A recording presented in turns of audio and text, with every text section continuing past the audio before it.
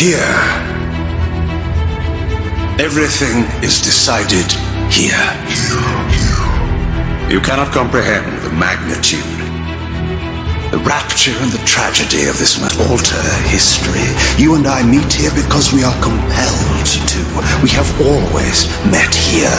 We are merely passengers on the wheel of destiny, describing a perfect circle to this point. I've seen the beginning and the end of our story, however, and the tale is crude and ill-conceived.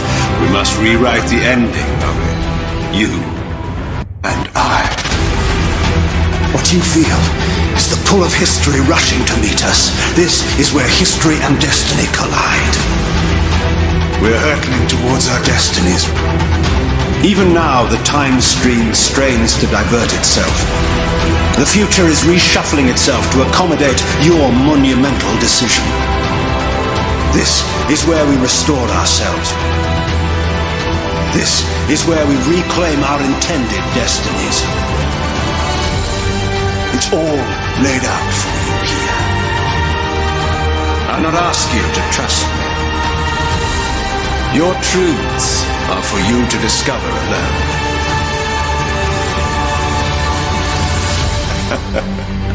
There's a third option. A monumental secret hidden in your very presence here. But it's a secret you have to discover for yourself. It's all laid out for you here. Welcome, ladies and gentlemen. I figured I'd skip the usual intro and just get right down to it. I want to say hello to everybody who is joining us, and more people will be joining us here in just a few moments as well. Mrs. Geo is not joining us this evening. She has Mrs. Geo stuff to do, but I wanted to do a quick little live stream with everybody, and we received some really loving comments from the last live stream we did, and there were a lot of questions too, so I wanted to spend some time taking some questions. I wanted to take callers tonight, but somebody, one of Mark Sargent's friends, he was asking me about a call board, and I said, well, why don't you go ahead and use ours? And I didn't think we were going to do a show tonight, and I told him, here, go ahead and just use our call board for the evening. And so I don't have a call board that I can use because I let somebody else use it. Otherwise, I'd hang out, take some calls, and talk to a few people out there. But what I wanted to talk about is the higher self and the raw consciousness. In the last video, I talked about how I'm being called home and it's time for me to go back. And there was a lot of confusion as far as that goes. And a lot of people were saying, hey, thank you for being here, et cetera, et cetera. And I am glad that I stayed here. I'm glad that I chose to stay in this reality, at least for a little bit longer. But I wanted to explain a little bit about how the matrix system is structured to the best of my understanding.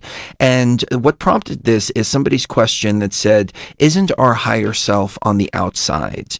And so I wanted to start out by talking about that. Now, again, I just want to preface this by saying that these are my understandings of how the matrix works. There are many different consciousness within, I see Marshall and Zaid are in the house. What's up? I was also going to talk about some of the stuff that Zaid posted as well, too. That was also another little inspiration behind this. Satanism, and how Satanism is the reversal of everything good into evil. So I may get into that a little bit later too. But what I wanted to talk about is the higher self and raw consciousness. I wanted to talk about the matrix structure and the machine itself, and why I'm being called home to input my codes. So the question that prompted all of this is, I think it was Kali or somebody like that. I don't remember the name exactly, but on the Facebook stream, they said, isn't our higher self on the outside? And again, let me preface this by saying that we have many different types of consciousness within the matrix itself. And because of that, there are different answers and different paths. For me personally, and I'm a programmer in this machine and also an organic consciousness. The way that I've understood the machine to work is that what we did is we transferred our consciousness into this digital reality. So we created like a virtual reality type of simulation. So just imagine, you put on a VR headset and you're engulfed in this whole new world.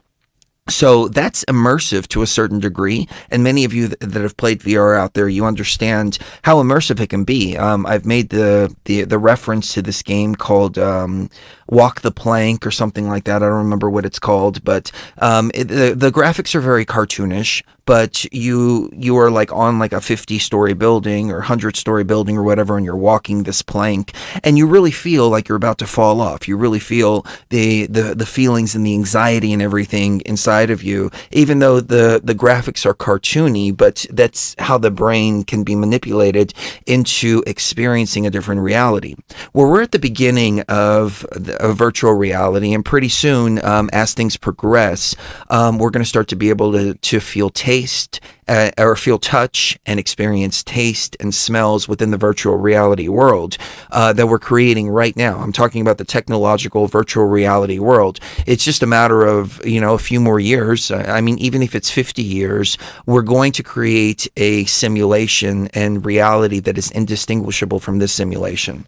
And I think the first steps to doing this is that they're going to be able to manipulate the brain waves in order to simulate different senses and touches and sensations, because realistically, all of our experiences are all our brain firing off in different ways. There was something called the God helmet that was developed by a guy named Corian or something like that. I don't remember off the top of my head. I can probably pull it up real quick with ease. The God helmet, and as a matter of fact, I can put a picture here on the screen as well as I'm talking. So we have the God helmet here. And the God helmet is basically a device that changes the electromagnetic waves within the brain to make the user experience different things. And a lot of people have experienced contact with other entities.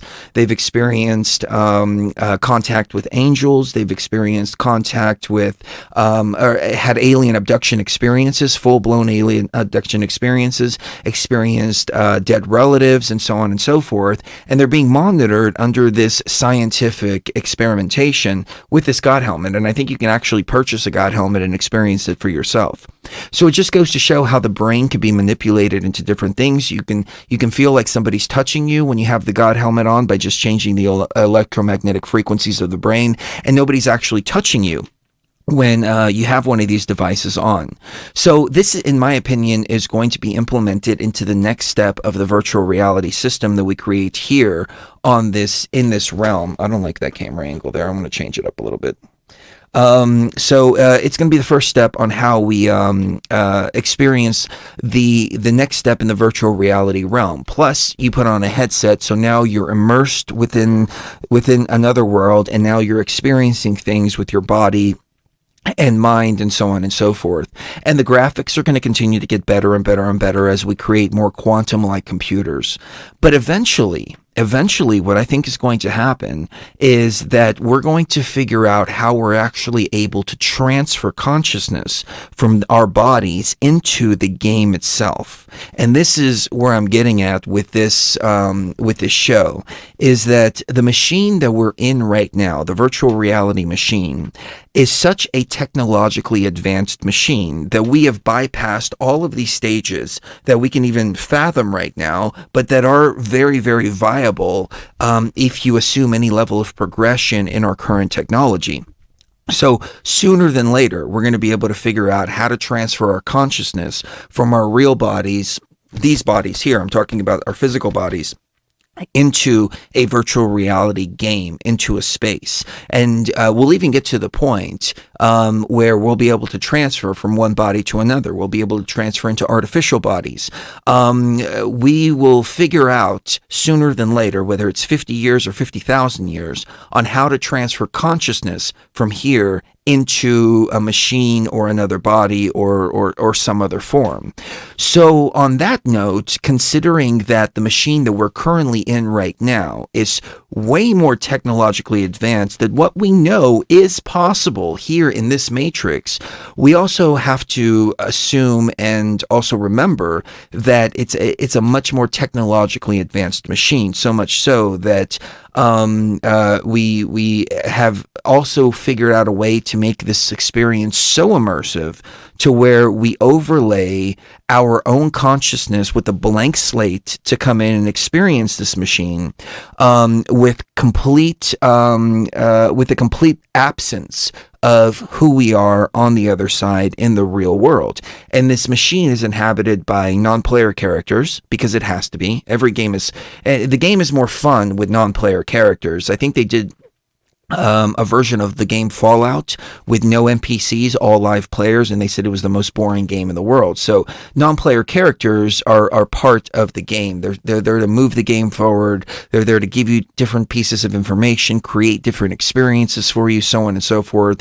I guess the way that you can describe it is like in Westworld. I haven't really watched that series, but Cherie's been watching it, and she's like, I can't sit down and watch TV for that long. I can't focus on just one thing on the screen for that long. Whenever I watch TV, it's like, I'm doing something else, and then I have it playing in the background. But Cherie watches Westworld, and it's the difference between like the hosts and the robots that are in the game, and then the real players that come from outside of the game and actually go into Westworld. And ultimately, the experiment within Westworld was to figure out how to transfer consciousness into different bodies. And, it was all being funded as an amusement park, but in reality, there was a much bigger thing going on and a much bigger experimentation to transfer consciousness. Well, the reason that I have to go back to the real world is it's not because the higher self exists in the real world.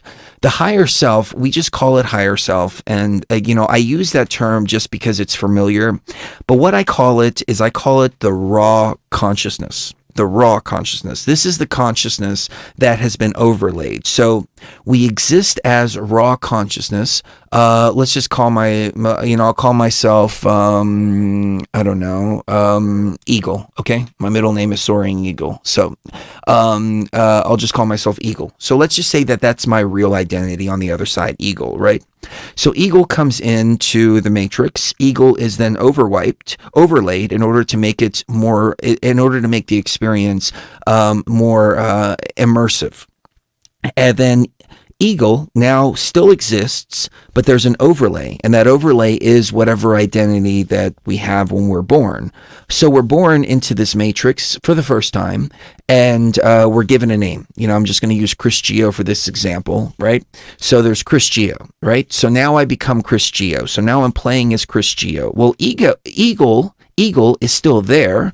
But Chris Geo is the overlay, and the overlay ego and identity that exists. So as the Chris Geo experience begins to happen more and more and more, Chris Geo is then programmed by the Matrix with the different types of experiences. Some good, some bad, but it's just the Matrix experiences, and it's just part of playing the game.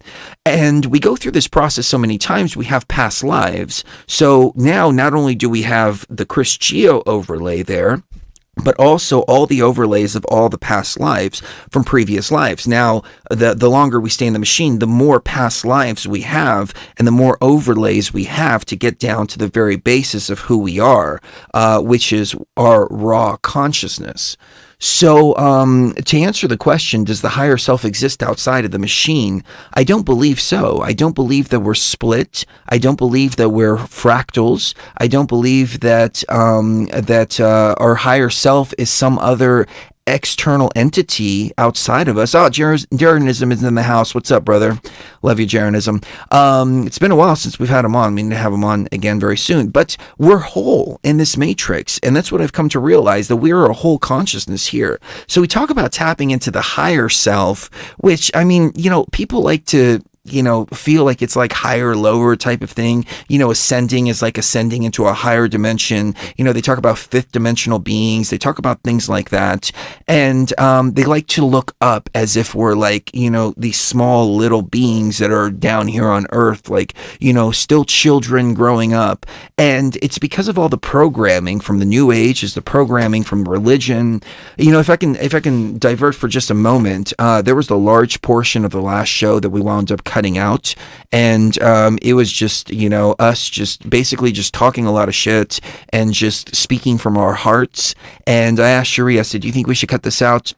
And she said, yeah, let's go ahead and cut it out. That was just for the people that were listening live. But in hindsight, I'm going to go back as soon as this video is done processing, and I'm going to put all of that back into it because, there was some really important information there. And I was being very abrasive because I've come to a point to where I'm just like, I'm not going to put up with people's shit anymore. Okay. It's like, the work has been done. There's been such a hardcore amount of work done. And, it's time to just tell people to go fuck themselves at some level. But the reason I say this is because, a lot of people out there don't seem to have quite an understanding or a grasp of where we're coming from here at Beyond the Veil. And that's fine. Like I said, it may be different for other types of consciousness out there, but we are the programmers of the Matrix. And so, what we do is we have actually digitized our consciousness, transferred it from our real body into this machine. So a lot of the religious programming, for example, they call you God's children because they want to keep you at that infantile state. The New Age is always talking about being egoless. It's always talking about being this and being that, et cetera, because they also want to keep you in this infantile state. I talked about this idea of I know one thing is for sure, and that's that I know nothing, ancient supposed wisdom. But then as the journey progresses, I realize, no, I do know things. I know a lot. I have a lot of information within myself. I have to be able to tap into that information that's inside of myself, inside of my raw consciousness. So what happened the other night at the Luxor Pyramid is that once the portal was shut down, if you haven't seen the show, please go back and see it because I don't want to be redundant for everybody who has seen the show. But once the portal was shut down, what happened is that myself, my ancient soul, my true self, who I am on the other side, we'll call it Eagle for lack of a better term, because that's my middle name. Eagle was then called back to his real body.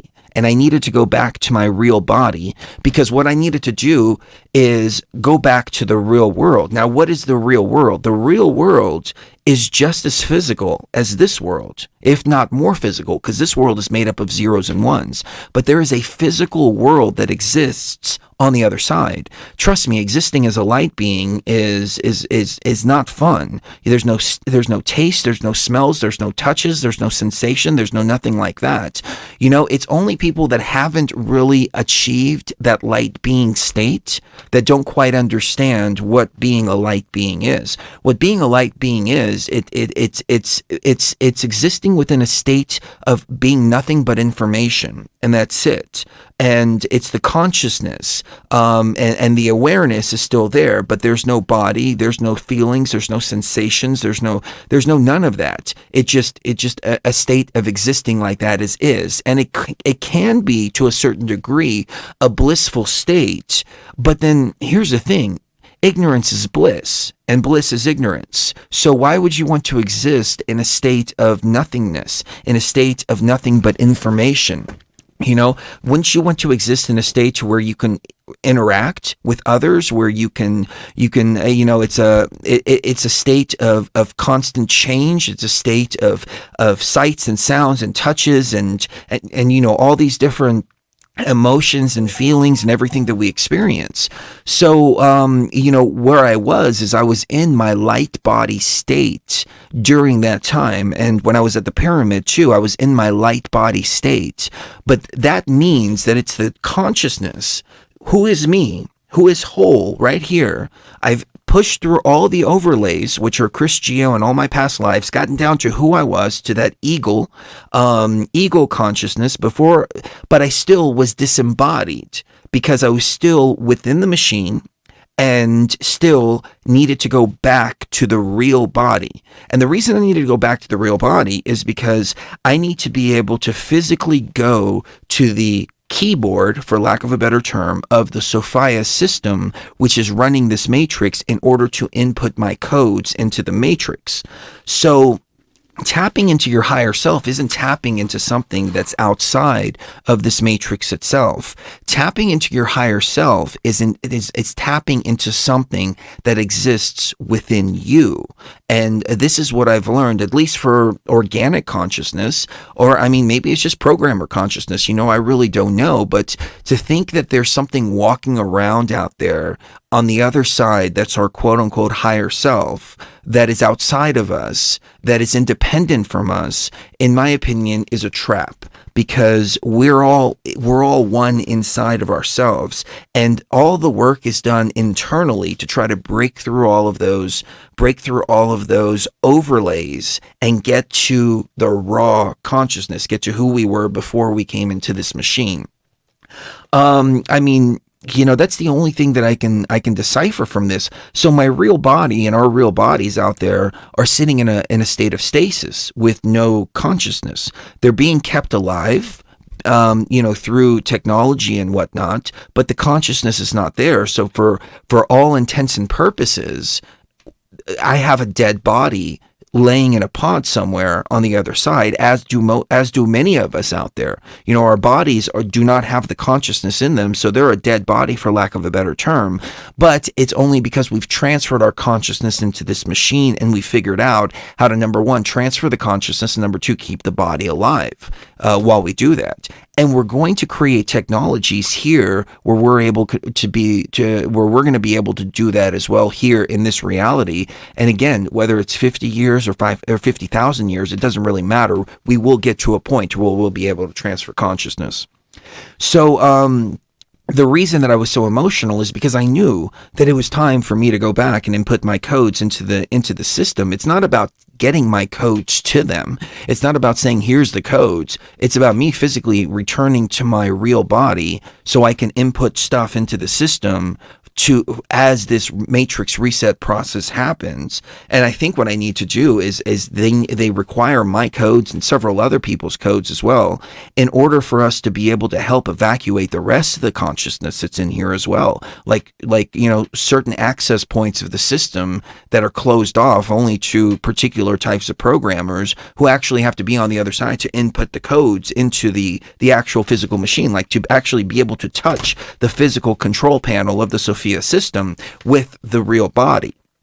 So I just wanted to clear that up. There were a couple of people that left some really nasty comments, and this is the reason why I wanted to put the rest of that video back online. Like I said, as soon as it's done editing, and as soon as it gives me the ability to, I'm gonna unedit that and put that out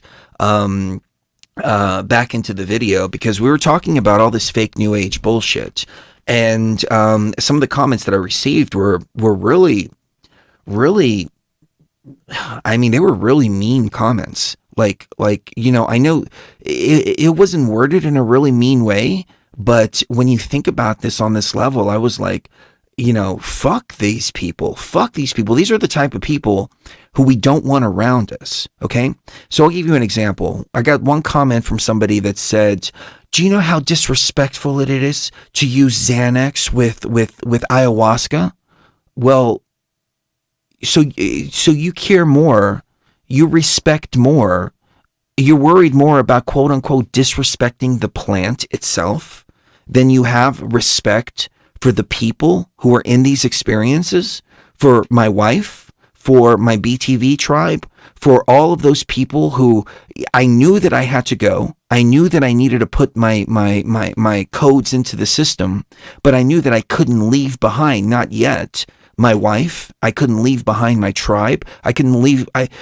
Chris Geo was not ready to leave all of these people behind. So Chris Geo made a choice to override the ancient soul level and say, no, I'm not going back yet to input my codes. I have to stay here to make sure that these people that I leave behind are going to be okay before I start implementing all of those codes. But you have more, you claim to have more respect for the plants, the quote unquote plants, and disrespecting the plants by taking Xanax than you do for the fact that these people here, had that not happened, would have been left behind without Chris Geo here, especially Cherie Geo. Go fuck yourself, So, I received another comment that was, oh, you've turned into a junkie now. Now you're taking Xanax and blah, blah, blah, blah, blah. I'm like, again, do you not realize what the fuck happened? Okay. I was being called back to my body. Okay. Because my higher self does not exist out there. My higher self exists here inside of me. Okay, I was being called back to my body. The Xanax is what brought me, what allowed me to maintain more of my body and keep me here in this space, because I knew I couldn't leave Cherie and I couldn't leave all of you just yet. And I told them, you're going to have to wait a few minutes. Okay, I know December 2022 is what I feel is the appropriate time to leave this matrix. And it's not because of work that needs to be done on the other side. That's the reason why I have to go. That work can be done now, and it's only going to be 2 minutes up there. It's about 1 year for every minute up there is about 1 year down here. But there's still work that needs to be done here, especially with Cherie, especially with each and every one of you. I mean, we have to prepare for what's to come, and they need me on the other side over there. So a lot of people understood that. A lot of people respected that. A lot of people showed a lot of love. A lot of people showed a lot of gratitude. A lot of people sent a lot of really good energy and said thank you for choosing to stay here. But a few people, I mean, I was floored by some of the comments that I was receiving. And, it was those kind of people that I didn't want to offend with all the shit we were talking at the end of the show. So I cut it out because I didn't want to turn people off. But I realized, no. I need to put that back out there because I need those people to get out of my space. Those people are not my tribe, So, basically, I'm at my wit's end with this bullshit because, these fucking new agers and how judgmental they are because they have no fucking idea what the fuck they're talking about. They have no idea about ayahuasca. They have no idea about the depths of the levels that we've traveled to. They have no idea about the energy work that's gone on because they can't fathom it because they haven't done shit. Okay, sitting back and going la la la la la and fucking meditating is not doing shit. Okay, I received another comment that was, why do you need drugs to do this kind of work? And my answer was because my ego isn't big enough to think that I can get to the depths of the ocean without a fucking submarine. Okay, I'm just putting it out there. My ego is not big enough to believe that I can fly to the moon without a rocket ship. Okay, you need a rocket ship in order to get to the moon. I'm sorry, but that's just the physical nature of the matrix that we're in. You need a fucking rocket ship to get to the moon. And if you think you can get to the moon without a rocket ship, and you think you've been to the moon without a rocket ship, well, I'm going to call you out and say that you're completely and totally full of shit. And as I said in the previous show, it's not that I'm knocking anybody that hasn't done it.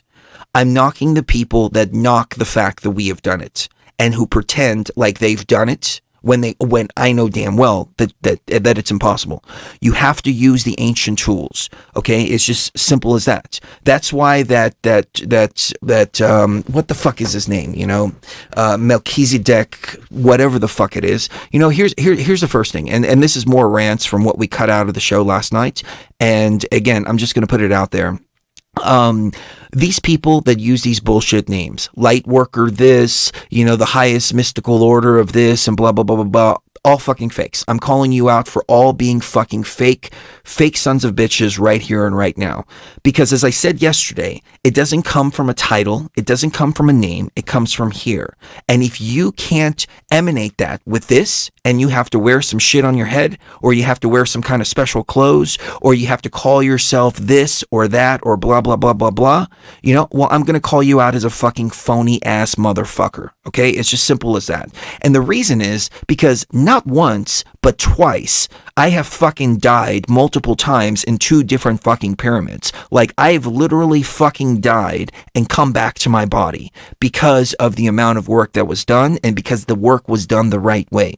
At the Great Pyramid, there was a great amount of PTSD that happened as a result, and I had to deal with it for the next 2 fucking years as a result of doing it, but I went out and I did the energetic work the right way, the way that it's supposed to be done, the way that the Egyptians said it was supposed to be done, the way that it was always had to be done. You have to put your body through that amount of pressure. You have to put your body through the amount of stress, and you have to ultimately have within yourself the balls to be able to let go of your body when it's time to let go of your body. And again, this is another reason why I came back yesterday, or actually on the 11th, feeling like, maybe there was a sense of cowardice within myself for not letting go of my body when I had to. And Cherie put it in perspective and said, look, it was braver for you to be able to tell the council on the other side, no, I'm not going to leave my body right now. I'll be there when I know it's time, not when you're telling me that it's time. Because it's not the fear of leaving my body, it's the fear of leaving Cherie alone. It's the fear of leaving you guys and gals here alone. It's the fear of leaving stuff undone. But on an energetic level, everything has been completed. But it was really, really, really hard on my body. It was really, really hard on my brain. And I've done it not once, but twice. So at this point, I really have zero fucking tolerance for these fake ass New Agers out there. And as I was saying, this Melchizedek motherfucker, whoever the fuck he is, again, I don't know anything about this guy. I've never researched any of the stuff that he has to say.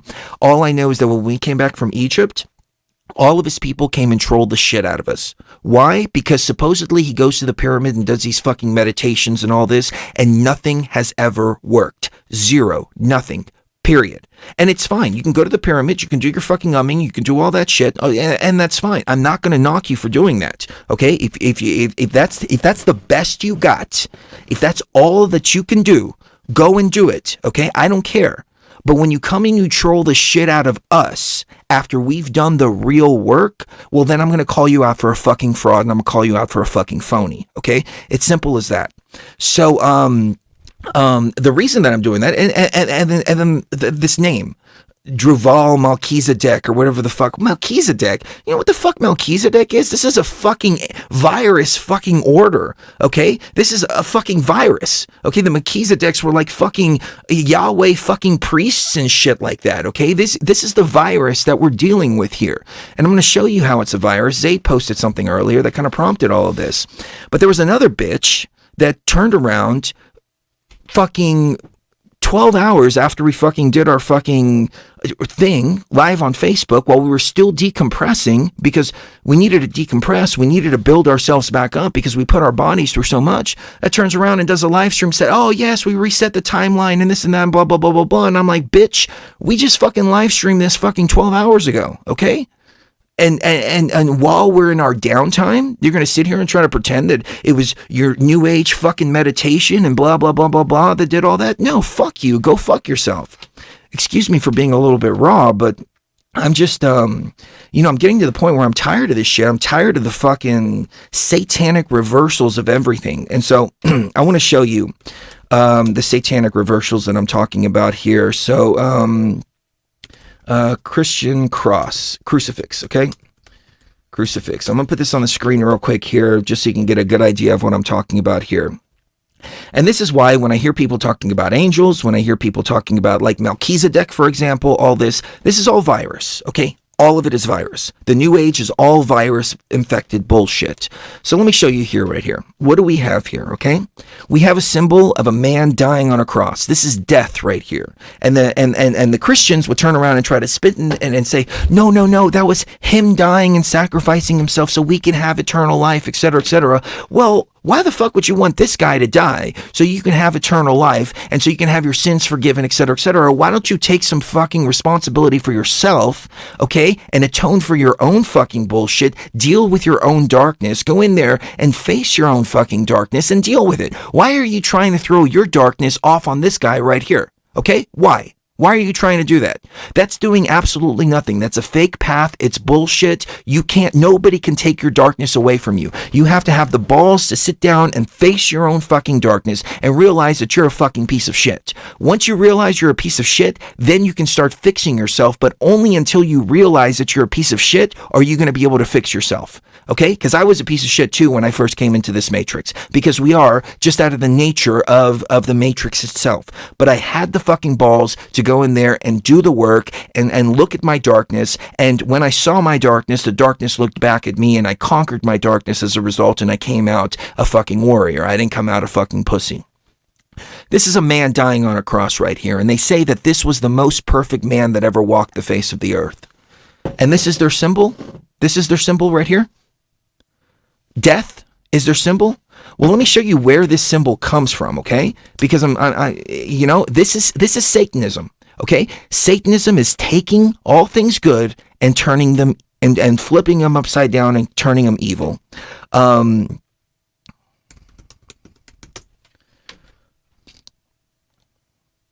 me show you this picture right here. This is a perfect example, the one that I like to use right here and right now. This is ISIS, okay? So let's look at these here together for just a second. You've got the cross, and then you have the more ancient symbol, which is ISIS. What they did is they took our sacred symbol of life, okay? And they turned it into death. This is the satanic reversal that they do. They take our shit and they flip it around and turn it into the exact opposite. So let me explain why this is a sacred symbol. A lot of people see a goddess here. This is a mother energy. She's the mother goddess. This is actually the vagina. You see the clit right there? You see the spread wings, which are the lips, and the life? This is a symbol of the vagina. And it's not a sexual symbol. It's the reason because the vagina is a portal for life. This is a symbol of life. This is a symbol of motherly love. This is a symbol of infinite love. A mother's love for a child is a love that most people will not understand out there. Men will never understand, because a mother carries that child in their womb. And so even the father can have a great connection with the child, but nobody but the mother is going to have a connection with that child the way that she does, because she carried it in her womb for 9 months. This is why this symbol is so sacred, and many other symbols like this. Okay, it's all reverence. It's not worship. Okay, it's not worship, but it can be worship to a certain degree, because I'll explain here, what worship actually is, and it comes from a Hebrew word called adova. But I'll explain that here in just a second. But they've taken our sacred symbols, spun it around, and turned it into death. This is Satanism. They are the Satanists. And they're turning around and trying to say that we're the Satanists. But in actual fact, let me see if I still have this picture up here. I do. Oh, good. I actually have it still right here. In actual fact, what they've done is they've taken, again, more sacred symbols, and they've tried to flip them around and make them satanic. And they're calling us the Satanists. The Satanic's ram's head, right? The quote-unquote Satanic's ram's head, which in my opinion, Satanism is part of Christianity, because you've got to have an adversary, you've got to have a fake adversary, and you've got to have something that you can call satanic, right? So they created this idea of Satanism, LaVey Satanism, for example, satanic rituals, sacrifices, so on and so forth, which have nothing to do with anything we're talking about here on Beyond the Veil, has nothing to do with Egyptian practices, have nothing to do with any of the real feminine spiritualities that we revere. And so this is them. This is them here. This kind of Satanism is them. It's the exact same. It's the Christians, okay, creating something else in order to demonize the feminine. You see that? The Satanic's ram head is the woman's uterus. So they've taken all of our shit, they flipped it around, and they've called it evil. Just like these fucking New Agers with our ancient tools of ayahuasca, psilocybin, all of these other different things that come from the earth, and they turn around and they say, oh, that's evil, that's bad, you shouldn't do that. Oh, all you need to do is meditate and blah, blah, blah, blah, blah. Well, if that was the case, then why are these tools here? Why are they here? And why is it that every single ancient culture practiced this type of ritual? They practiced ayahuasca. They had Syrian rue and acacia in Egypt. In South America, they have the ayahuasca vine and the bicapi and the chacruna. You go to every ancient tradition. The Native Americans had peyote, as you know, several other plants like that. Every single tradition, except for the New Age and Christianity, have some kind of sacred psychedelic brew or plant or something that they used in order to be able to tap into the earth energy. And all of a sudden, here come all these New Agers saying, no, that's evil, that's evil, that's evil. Well, that's the exact same rhetoric that these motherfuckers right here, the Christians, were trying to push upon the rest of the world. And they successfully did. And we have a period when they did all this. And you know what we call that time period? We call that time period the Dark Ages. The Dark Ages.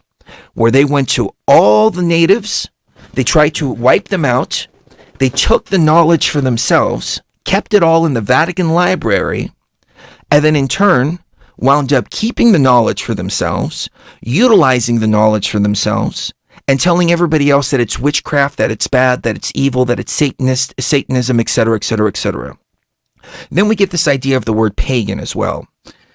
I'm sorry if I'm going off too much, ladies and gentlemen. I'm just kind of just letting it all go in this particular video. But we have this word paganism, right? Paganism is anything that is non-Christian. That is the real definition of paganism. It was a derogatory term. It's like using the N-word. It's like calling somebody the spiritual equivalent of the N-word. So, I'm sorry. I've got some stuff in my nose. But it's like calling somebody the spiritual equivalent of the N-word. So they call everything paganism or Satanism. At the core root of the word paganism, it's anything that's non-Christian. So that would include Islam, and that would also include Judaism as well. Because what happened is in 300 AD, Constantine was going around and he was conquering all these different nations, and they needed a slave class religion. They needed a slave religion to pacify the slaves, and they decided on Christianity. So they went to everybody else and they conquered them and then told them to be Christians. Even here in the United States, a lot of Native American people are Catholic. And when you go down to like places like New Mexico, you have a lot of Native American Catholic churches. And I've talked to some of them, not all of them. I only talked to a handful. But they say, yeah, you know, that's just a show for the gringos. You know, we really practice our old ancient stuff. But some of them don't. Some Native American people are really, truly Catholic. But they decided to create a slave class religion. And what happened is there was a Roman rule at the time too. And in Rome, there was something called paterfamilia. Paterfamilia means that the man has ownership of his wife and his children. So he had the authority to kill them, to beat them. He had the authority to do anything like that. And they were basically slaves to men. So women, you know, when you married a man, you became his slave. His children were also your slaves. Now, the flip side of paterfamilia, because again, I always try to look at the flip side of everything. The flip side of paterfamilia is that if your wife or your child did something, like say killed somebody or stole something, then the man was held accountable for the actions of his wife and his children. So that was the flip side of paterfamilia. But what they wanted to do when they were spreading Christianity is they were trying to demonize the feminine. because they were trying to be more in line with the customs of paterfamilias. And Paul the Apostle created the New Testament domestic code based on paterfamilias. And so that's why you get in the end of the Bible that slaves obey your masters, wives be submissive to your husbands, as you would be to God. Women should remain silent. Women should not be in the church, so should not speak. Women should not have authority over a man, etc., etc., etc. So it's really an attack on the feminine. And that's why they take a look at something like this and they call this demonic. They call this evil. They call this Satan. Satan, in my humble opinion, at least from the church's perspective. Now, this isn't what Christians believe, but in my opinion, this is what the Council of Nicaea and the First Church had in mind when they were talking about Satan. They were talking about the female, because they were taking everything and reversing it. Now, when you take that to a whole nother level, you take that to a level of consciousness, then all of a sudden you get something completely and totally different. So at the level of consciousness, what you have is you have two aspects of consciousness. You have the masculine element and you have the feminine element. The masculine element is the warrior. The masculine element is the logical processing part of the brain. You can even break this down with the left brain and the right brain. One part of the brain is the logical processor, and the other part of the brain is the imagination and the emotion. So what they've done is they've tried to systematically demonize not just the female, not just the source of life, not just the source of creation, which is the feminine energies, which are the goddesses, which are merely representations of aspects of our own consciousness. But rather what they've been doing is demonizing the compassion, the love, the motherly love, all of that within our own consciousness and suppressing that on a worldwide scale. And they've been systematically doing this for thousands of years. And that's why they've written every woman out of the Bible. The only women that exist in the Bible are backstabbing bitches. You have Mary Magdalene, which you can argue was originally written into the Bible as Jesus's counterpart, because back then most of the traditions had a male-female counterpart, which represented both sides of consciousness, the masculine and the feminine. They wrote her out of the Bible and wrote her in as a whore, rather than Jesus's counterpart, in order to further and further and further and further remove the human consciousness from, or remove the divine feminine aspect of consciousness from the human consciousness. So it goes really, really, really deep, and it goes much, much, much deeper than just flipping our symbols around and so on and so forth. So in Rome, they were all about nation building. They were all about conquering. They were all about doing all of that. Well, in that particular system, you can't have an army of warriors that want to go out and conquer other nations if they have a feminine aspect to their consciousness. That feminine aspect has to be removed. Otherwise, what happens when you're a warrior is then you become the protector. Because the masculine is supposed to be strong. The masculine is supposed to defend. The masculine is supposed to be able to fight. But the feminine aspect of consciousness tells the masculine when to fight and if fighting is necessary. The feminine element of consciousness wants to create peace.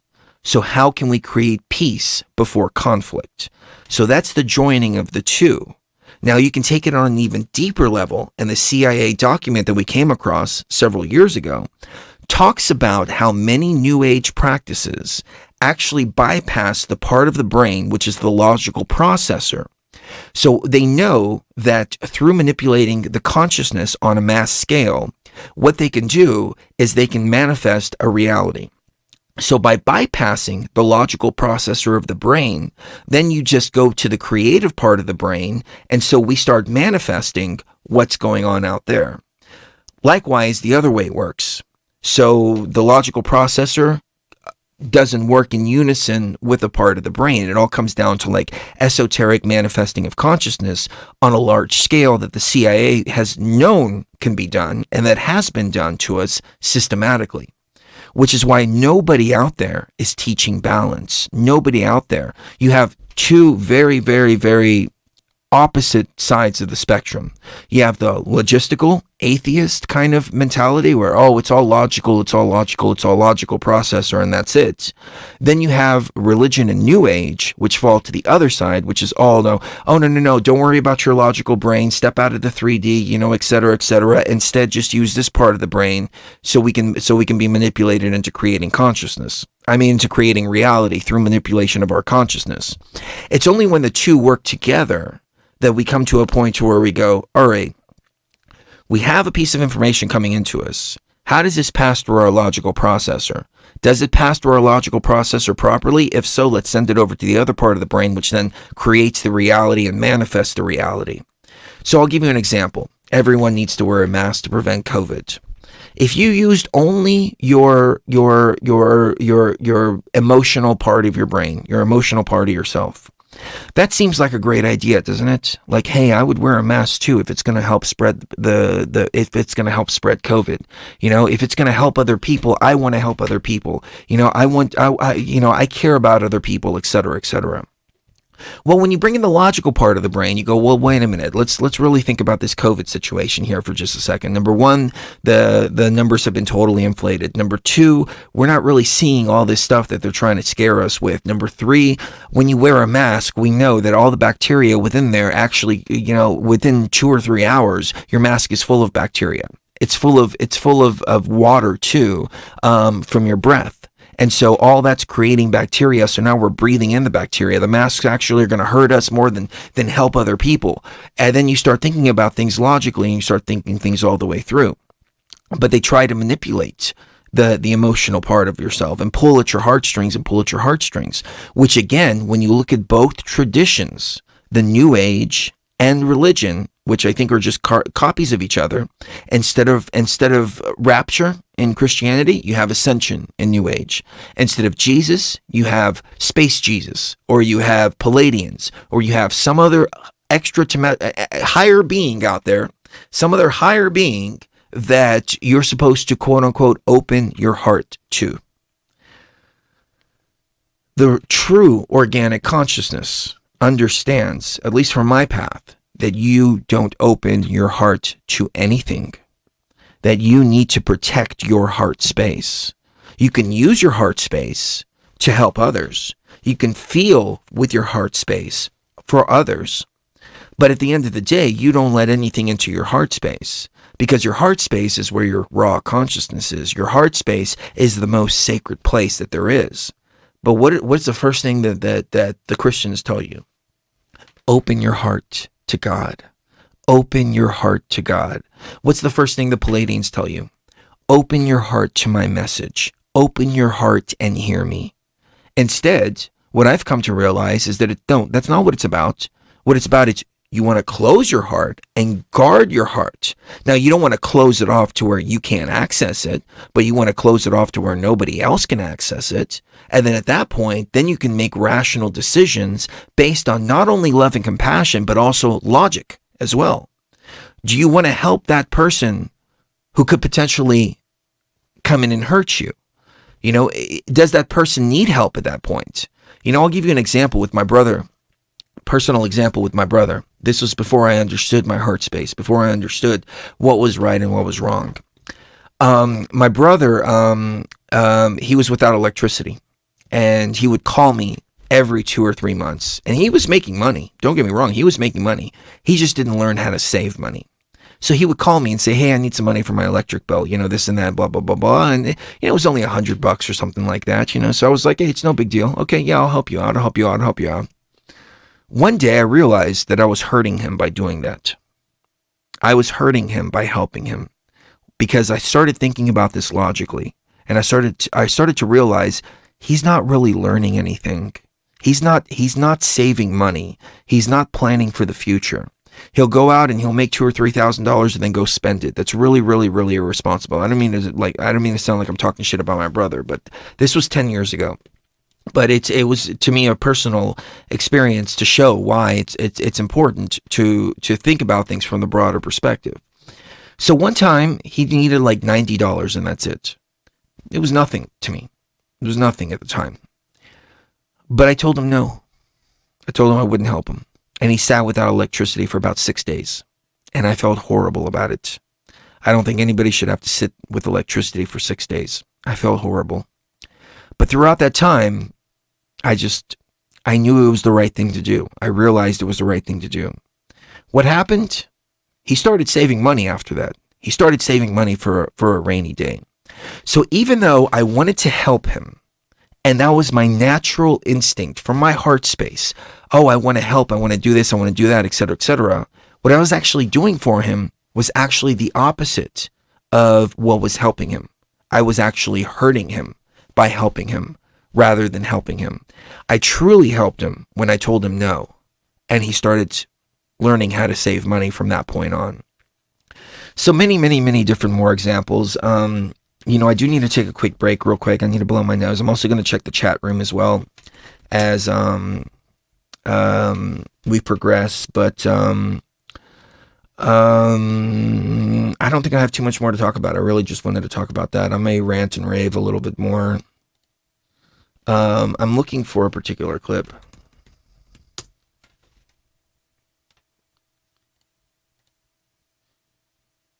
Oh, here's a great video that we did a while back. No,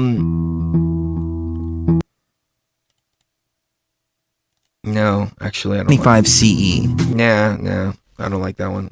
I guess we'll just go to our standard Trump remix.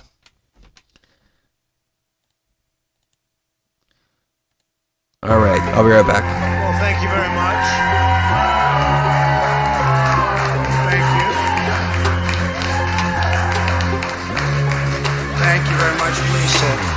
This is a fraud. This is an embarrassment. This is a major achievement. This is a major achievement. This is a fraud. This is an embarrassment. Here, the people rule. We were winning everything, and all of a sudden it was just called off. We have so many, we had such a big night. And then you take a look at the kind of margins that we've won them by. You just take a look at all of these states that we've won tonight. We, the people, will not be silenced. We, the people, will not be bullied. We, the people, will not surrender. We'll come together. We have to stop treating our opponents as enemies. They can't catch us. They can't catch us. And now, every vote must be counted. They can't catch us. They can't catch us. When the count is finished, we will be the winners. This is a fraud. This is an embarrassment. This is a major achievement. This is a major achievement. This is a fraud. This is an embarrassment. Here, the people rule. Every vote must be counted. I'm not here to declare that we've won. We were getting ready to win this election. Every vote must be counted. We will be the winners. We were getting ready for a big celebration. It'll be time for us to do what we've always done. Put the campaign behind us. Lower the temperature. These aren't even close. It's not like, oh, what happened? And then they said, oh. They can't catch us. They can't catch us. And now, every vote must be counted. They can't catch us. They can't catch us. When the count is finished, we will be the winners. This is a fraud. This is an embarrassment. No one's going to take our democracy away from us. This is a fraud. This is an embarrassment. Not now, not ever. What the fuck, bro?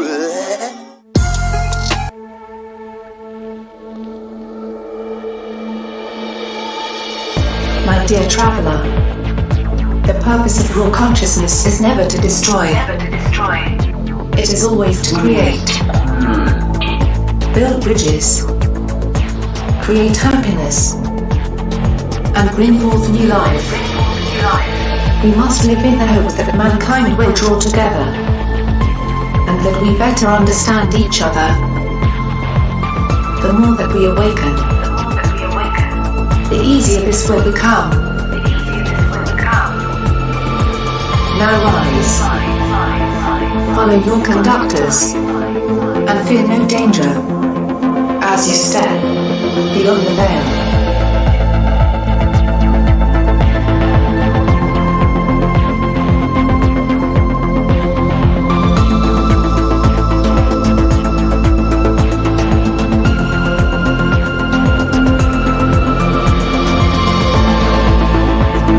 All right, so, since we voiced our support for Trump, we've had a lot of Christians come over, and some of them are very nice people. And so we've been kind of laying back off of this type of content just simply because we want to be welcoming of everybody. And here's the thing, I don't care what people believe. If you're a Christian, if you're New Age, if you're anything like that, as long as you're a good person, then I welcome you. And if you read through some of my replies on YouTube, on Facebook, things like that, I switch just like that. If you talk shit to me, I have no problem talking shit back to you. If you are coming at me with love, I come back with love. I return the energy. And at the end of the day, I think it's a very healthy thing to do.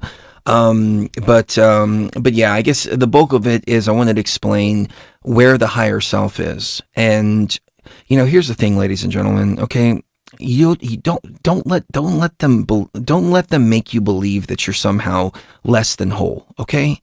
We're at the Matrix shutdown right now. We're in the middle of the reset event. This is the time when we need to realize that we're whole more than any other time. That we have overlays over ourselves. And the one at the front for me is Chris Geo, but my ancient soul is still here. It's needed on the other side, which means that Chris Geo can't exist here if my ancient soul is on the other side. I have to leave the Chris Geo identity and the Chris Geo avatar and go back over to my real body. I'm not ready to do that just yet, and it's not, I'm ready to do it. If Cherie wasn't here, then I'd have no apprehension with doing this whatsoever. I'm confident in my tribe out there. You guys got this. Cherie, on the other hand, she's dealing with a lot of avatar stuff, and I can't leave her here dealing with all this avatar stuff, and then dealing with me being gone as well. I couldn't do that. I couldn't do that on 11/11, but I'm gonna have to do it. At some point, and it's a natural process. It's not like, I'm going to go put a bullet in my head or anything like that. They were calling me during the ayahuasca experience and saying, it's time to come home. You closed the portal is closed. Immediately, I got bombarded with some Christian stuff. And it's this person that channels this entity named Bob or something like that. And he's like, I come representing the Almighty and this and that and blah, blah, blah, blah, blah.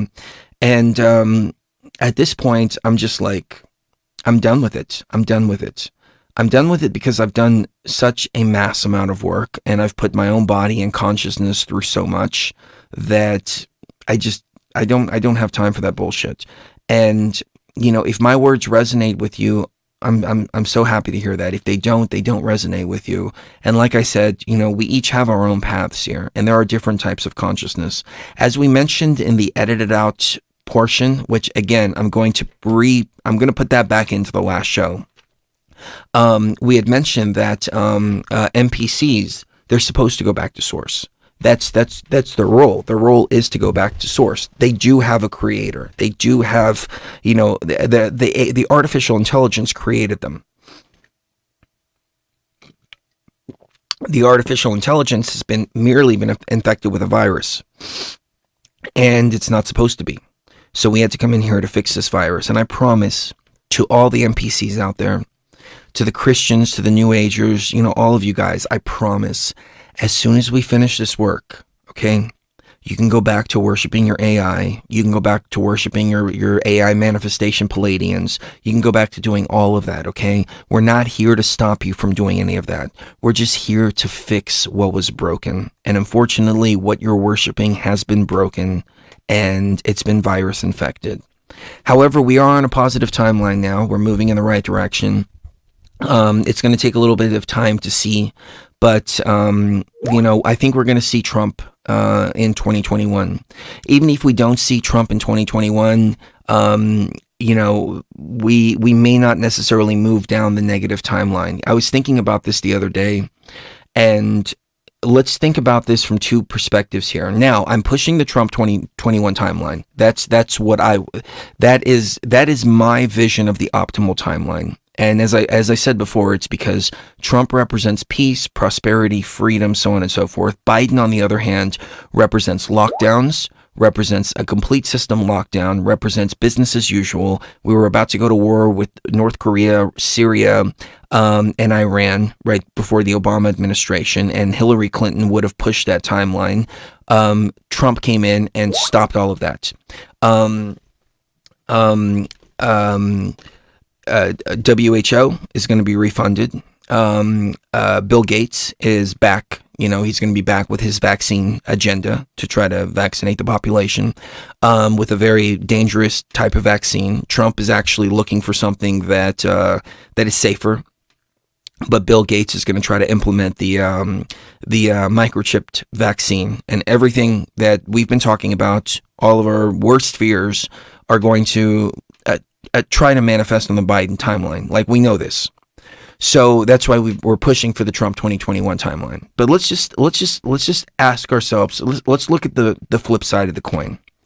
If Hillary Clinton was president, we wouldn't have had COVID. I know that for a fact. And the reason for that is that the deep state wouldn't have had to resort to COVID.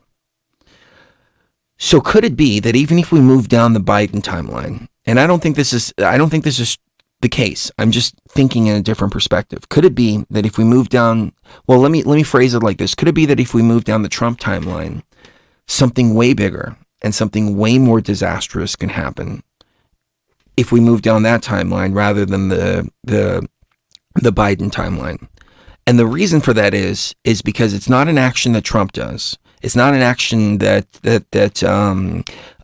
Trump initiates, but rather it's an action that the virus reacts with, and the deep state reacts with, let's say, 5 suitcase detonations in the United States for the purpose of creating chaos and havoc and so on and so forth, which then leads us into an even darker time than we would see.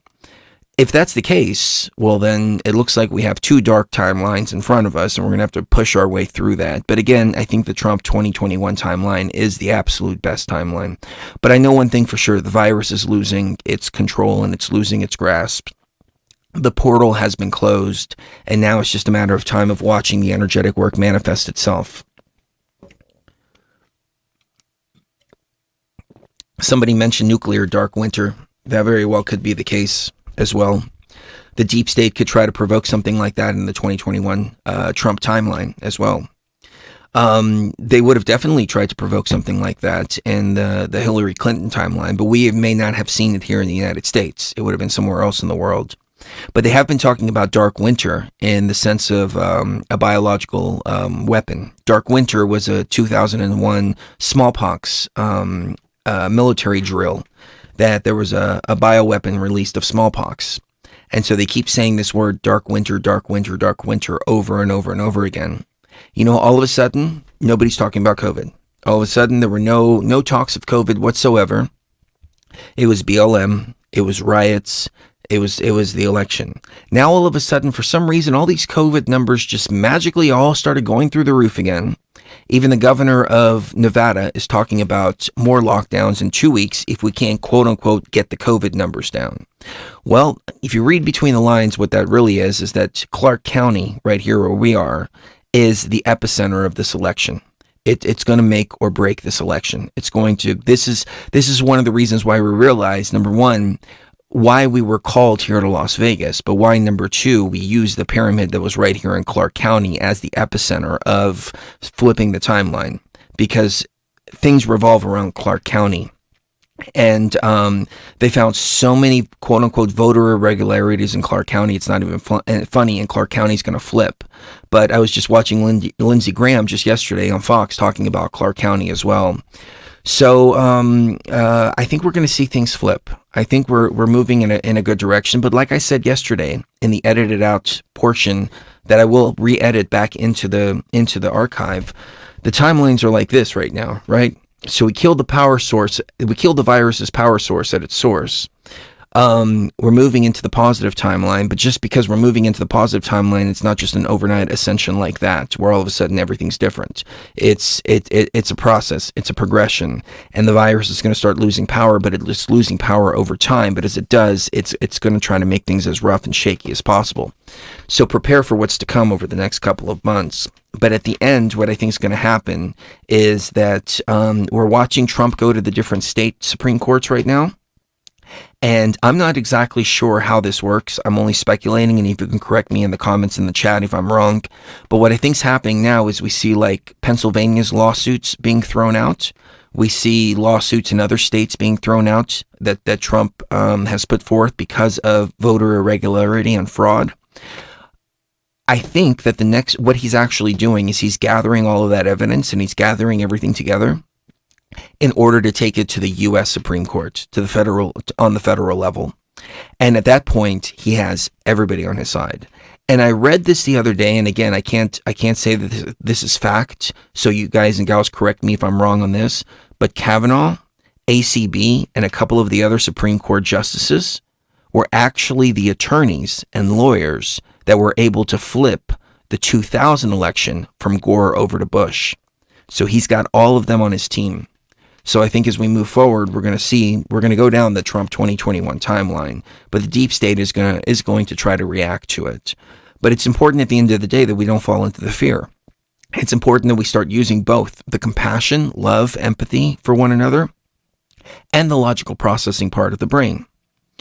So that's that. Somebody's saying ACB is deep state. She might be. I don't know.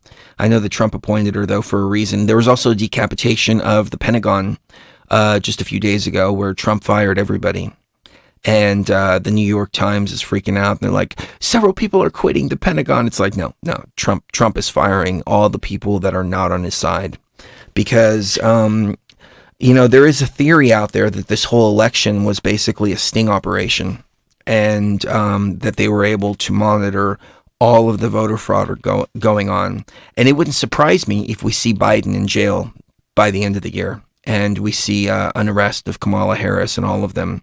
And you have to understand, if we go down the Biden timeline, it's not the Biden timeline. We just call it the Biden timeline because he's the puppet at the front. It's really the deep state, far left, Kamala Harris type of timeline. She's even said she's the president, not Joe Biden. Joe Biden's not going to last in office for any more than a few months. Like the Reagan administration. What happened is that they brought somebody out.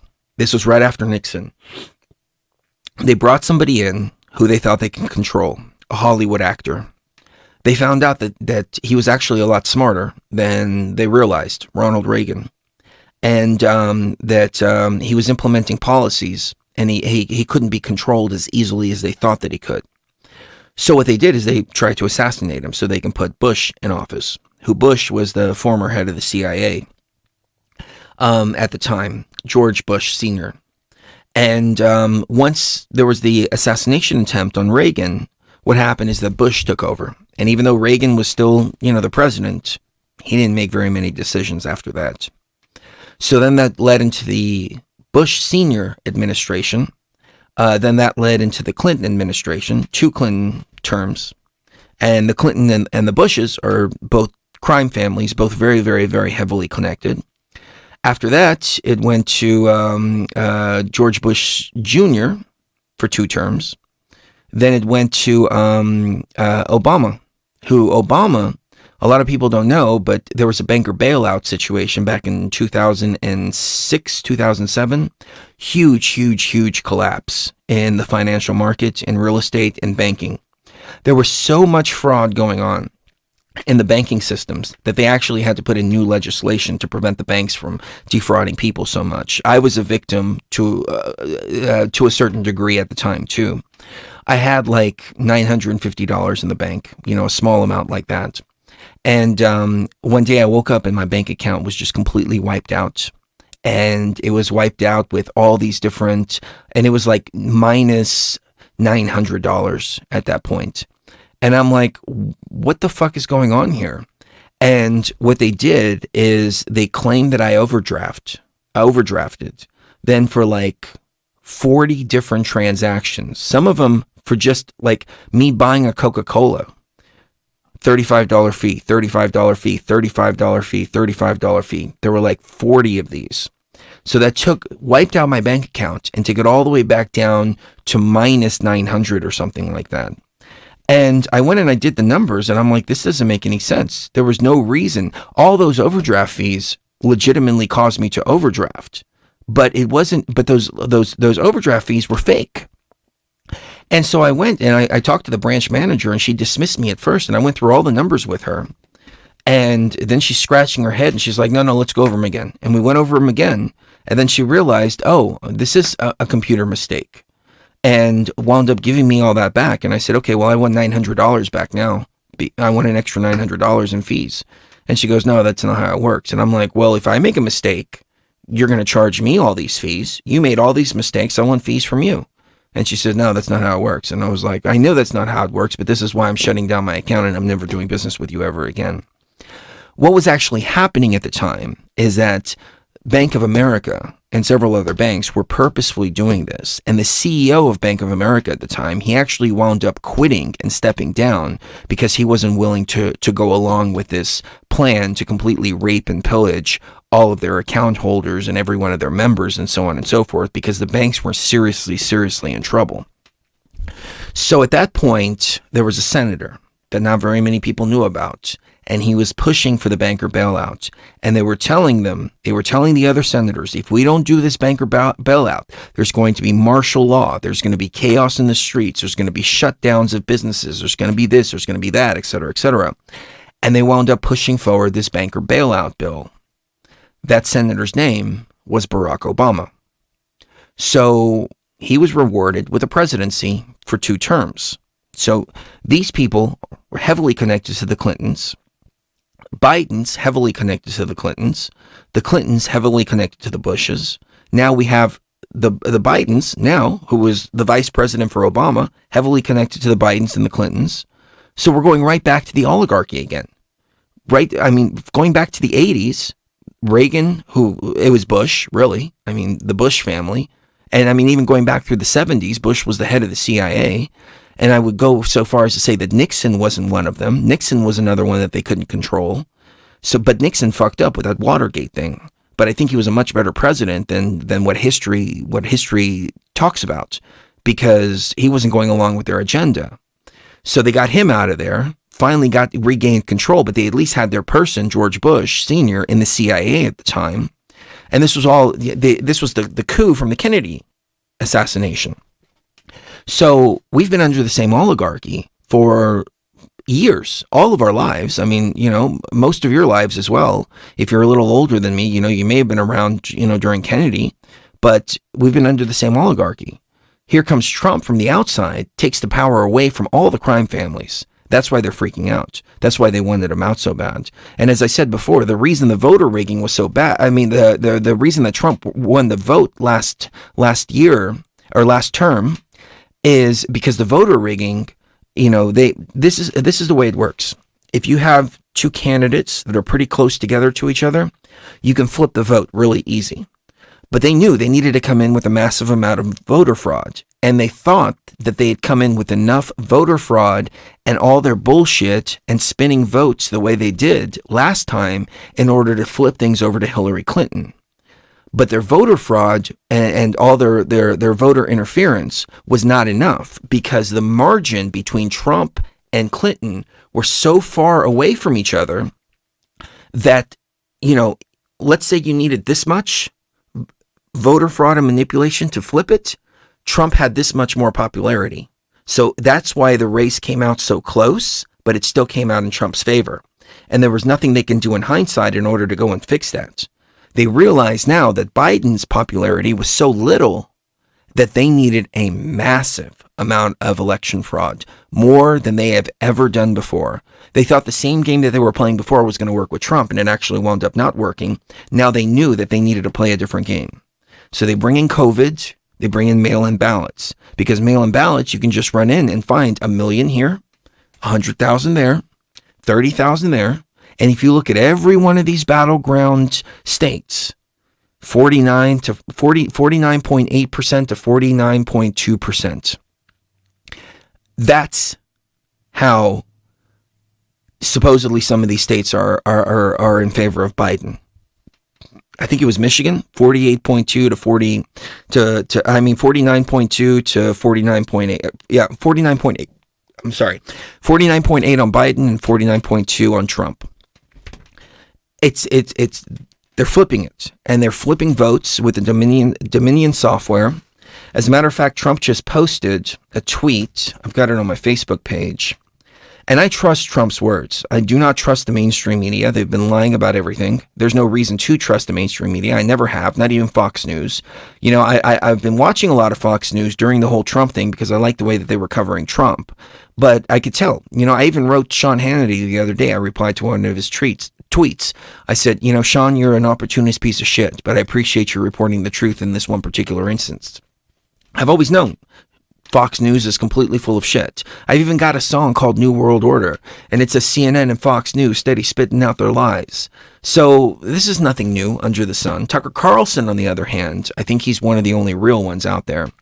But according to this tweet report, Dominion deleted 2.7 million Trump votes nationwide. Data analysis finds 221,000 Pennsylvania votes switched from President Trump to Biden, 941,000 Trump votes deleted. States using Dominion voting system switched 435,000 votes from Trump to Biden. And I trust Trump's intel. I trust his resources. I don't trust the mainstream media. And there was a fact check here, but I think it was I don't remember who it was, Frankie Goomba or something like that. I don't remember. He sent me this, and he's like, here's one without that little warning. But Twitter put a little warning down here that says election results, you know, this contains fake news, et cetera, et cetera, et cetera. Well, I'm sorry, I don't trust the mainstream media. And if anybody does, I don't know where the hell you've been. You're not thinking for yourself if that's the case.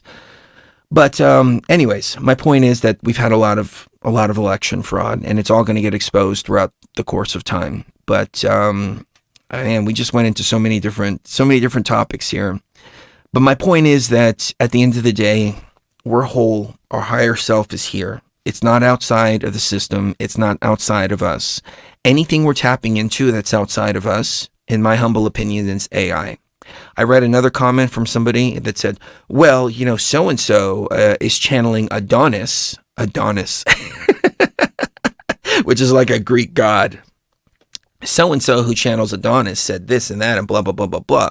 And it's like, okay, well, so what? So what? Anything that's being channeled, in my humble opinion, is artificial intelligence. As I explained yesterday, from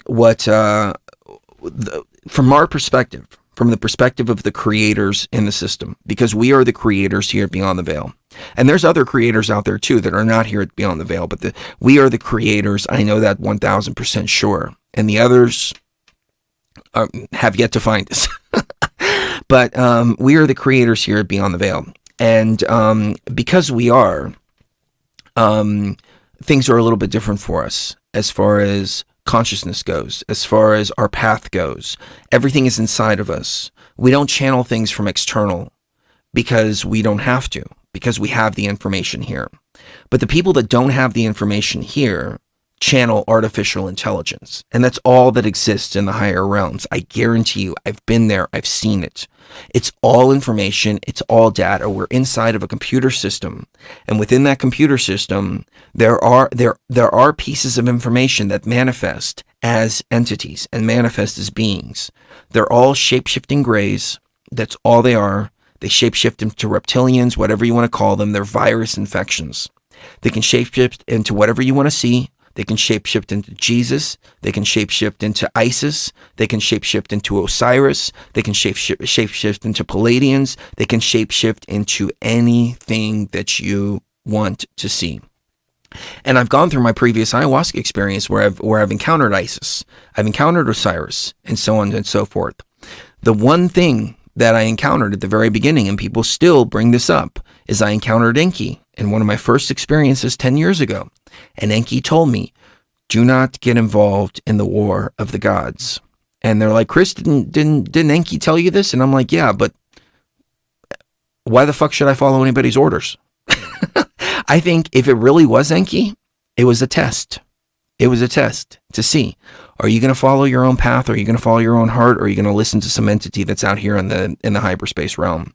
Same when I saw Isis. I think I encountered the real Isis multiple times in her temple, and at this one very beginning experience when I saw her.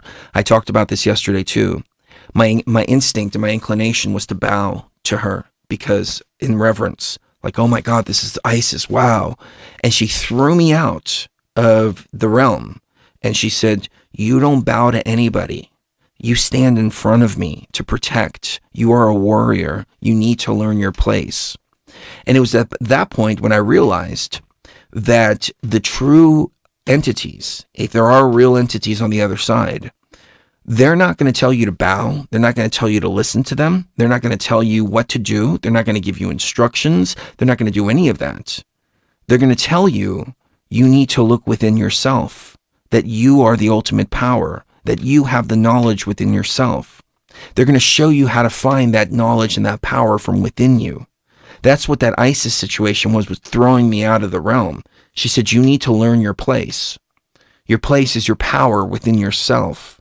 Your place is standing, not bowing, not kneeling, etc., etc. You need to understand that you are bigger than these ayahuasca entities. You are a creator being. Fifth dimensional beings, 10th dimensional beings, they're below you because you came from outside of this matrix. There's 12 dimensions within this matrix. We came from outside. Anything in the matrix is a lower dimensional being. But as I said yesterday, I think it's easier for some people to digest the idea that energy shifts, like we've done here at Beyond the Veil, with resetting the matrix. And when I first came back, you can go to our shows from 2018. I used to say, well, it could have been either just the biggest epic ayahuasca experience in the history of the world, or we actually did some energy work. I don't know. I wanted to stay on the side of sanity and just say it could have just been just one big psychedelic experience. But the fact of the matter is that we came back, we said it was going to be 4 years and 7 months, and we said that there was going to be a time in the middle where the two energies are fighting with each other, and that's going to be the roughest. And that's when we're really going to see shit going down around 2020. We had no idea it was going to be COVID. We had no idea it was going to be global lockdowns. We had no idea of any of that. But we knew 2020 is the halfway point, and it's going to, the matrix reset is going to start tipping in one direction or another. At this point, I cannot deny that the energy work that we did here at Beyond the Veil, even though Cherie and I were the ones that actually physically went to Egypt, but it was all of us here at Beyond the Veil. We did the energy work and we reset the matrix. So how am I supposed to sit back in the middle of a global reset when it's on Time magazine and tell myself, no, that was just a big ayahuasca experience, etc., etc.? So I have to be confident about myself. I have to be confident about who I am. And I have to be confident about what we as a team are capable of doing. But a lot of people have a hard time digesting that idea, that the higher dimensional beings that they're all looking for, Pleiadians and Arcturians and all this bullshit, are actually lower dimensional beings, and that we are the ones who are the higher dimensional beings. We are the ones who from heaven to earth came. We are the ones who came from outside of the matrix into the matrix. The creator beings exist right here in 3D avatars. It's hard for them to digest that. So it might be easier for them to think that it's coming from Pleiadians or coming from here or coming from there, etc., etc. Likewise, the timeline shifting that we did on 11/11, we did that here at Beyond the Veil. This is our tribe. We came together. We're fulfilling our mission. We are the creator beings. A lot of people have a hard time grasping these ideas. So they want to say that it's astrology, it's the stars, it's this and that, different alignments, all this. And if it makes them feel better, that's fine. It makes them feel better. What I get pissed off about is when people come over here and try to knock what we're doing. And it's like, hey, you know what? You don't have to be on our team. You can stand on the sidelines, but don't get in our way, okay? Don't get in our way, because you're dealing with the real motherfuckers right here. You're dealing with the real deal creators, and all that bullshit. Again, this is more stuff that I talked about yesterday in that edited portion of the show. Some of you may have seen it because YouTube took forever to edit it, and it's still stuck on processing, so I can't go back and unedit it, but I'm going to. But when you put real up against real, then real recognizes real. And that's who I'm looking for here at Beyond the Veil, and that's who I'm finding in our chat room. That's who I'm finding around us. Real recognizes real. When you put real up next to fake, it exposes the fake for what it is. So that's why a lot of these people are very, very afraid of us, because they want to stay the hell away from us, because when you put the two together, the contrast is very, very, very apparent. And, you know, I don't care about fake people out there. I don't care. You know, you can spin all these stories and everything like that. Like, for example, I'll give you some examples. The Pleiadians. Billy Meyer was the one that faked all of this to begin with. This is going way back to the early 2000s, maybe even before that. And what he would do is he would literally take like trash can lids and put little balls around them, spray paint them yellow. Spray paint them gray, and hold them up and do like forced perspective photography, and say that that's a UFO. Or he would take pictures of 70s dancers and say that they were Pleiadians. Maybe I can pull up something here. Billy Meyer, 70s dancers.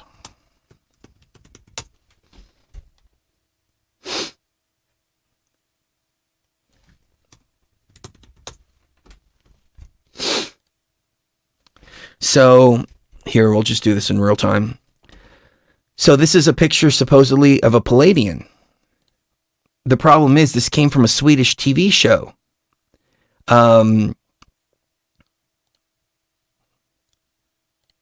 See, this came from a Swedish TV show right there. He would take the trash can lids. Billy Meyer, UFO, trash can. You see, that's a trash can lid with a bunch of little balls painted around it, and somebody actually found the trash can lid that he used, and that's the exact trash can lid with that exact same little shape right there. So let me go back to this here. More forced perspective photography. This is from 1981. So Billy Meyer is actually, the Pleiadian story is actually a whole lot older than that.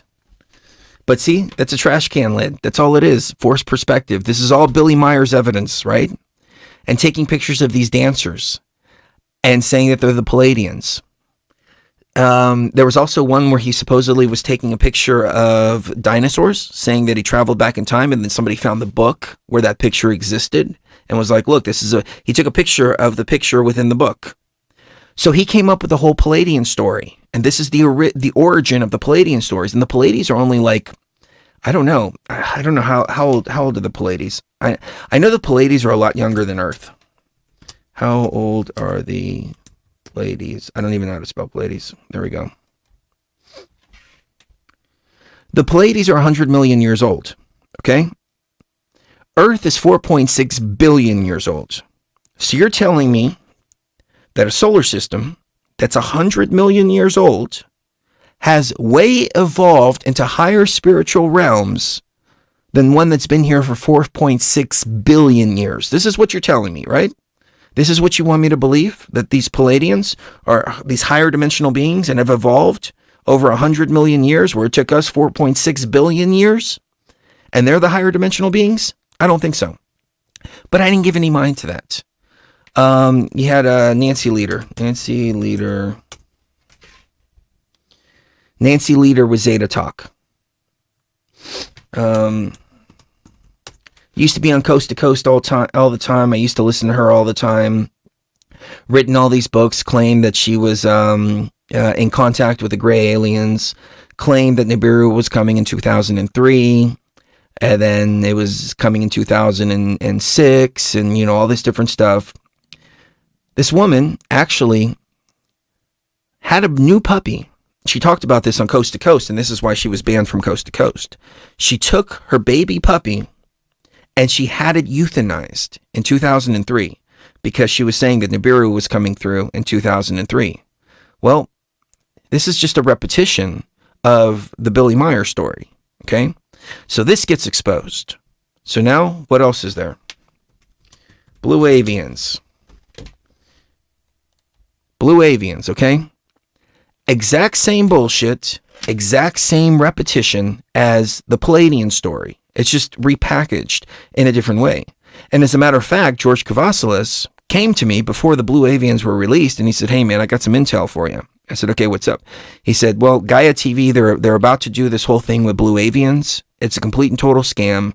They approached me and they wanted me to be a spokesperson for them, and they wanted me to be the contactee for the Blue Avians."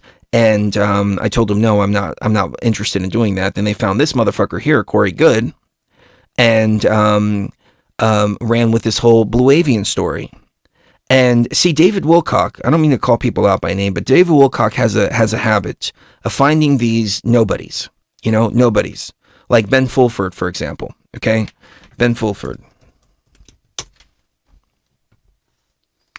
This phony motherfucker right here, he claimed that the White Dragon family in Japan were going to take out the cabal and all this nonsense, right? And he was making all these predictions. There was going to be 3 days of darkness. Nibiru was coming through. The white ninja dragons were going to take everybody and lock them up. And there were going to be mass arrests and so on and so forth. And this was in like 2005, 2010, around that time. And David Wilcock was actually on a call on a radio show with that Project Camel Toe or Project Camelot. And he was crying like a little bitch, right? He's like, "This information that I'm releasing is so important, they're going to kill me and this and that, and blah, blah, blah, blah, blah." And it's funny in contrast, because just yesterday I was crying on camera, but I was crying because I didn't die. I was crying because I knew I was supposed to die at the pyramid and I didn't. And I chose to come back here. He was crying because he thought he was going to be assassinated and murdered and this and that, et cetera, et cetera. And what happened is somebody called in, some Scottish guy, and was like, "Oh, no, don't worry about it, David. We're going to save you and this and that and blah, blah, blah, blah, blah, blah, blah." So Ben Fulford gets exposed as being a fraud. He gets thrown under the bus by David Wilcock, right? Gaia TV. And then all of a sudden, they go from that to now they have somebody else, Corey Good, repeating the same Blue Avian story with the exact same narrative, same bullshit. Oh, there's going to be mass arrests. There's going to be 3 days of darkness. The Blue Avians told me this. The Blue Avians told me that, et cetera, et cetera. That gets exposed as a hoax. So what does Gaia TV do? They throw Corey Good under the bus because that's what David Wilcock does. He finds these idiots, puts them in front, claims he's getting all this information from them. Then when it turns out to be bullshit, they would just wind up throwing them all under the bus. And that's it. And it was a big money-making scheme because what was happening at the time... Oh, man, I'm just putting it all out there today, aren't I? What happened at the time, right before this whole Bluebird thing, is that we were talking to George Norrie. And they had invited us up to the studio for a couple of different reasons. I was working with a survival supply company, and they wanted me to be their radio spokesperson for a while, so I was on Coast to Coast a few times. But I was also talking to George Norrie about potentially filling in the Saturday night slot at Coast to Coast.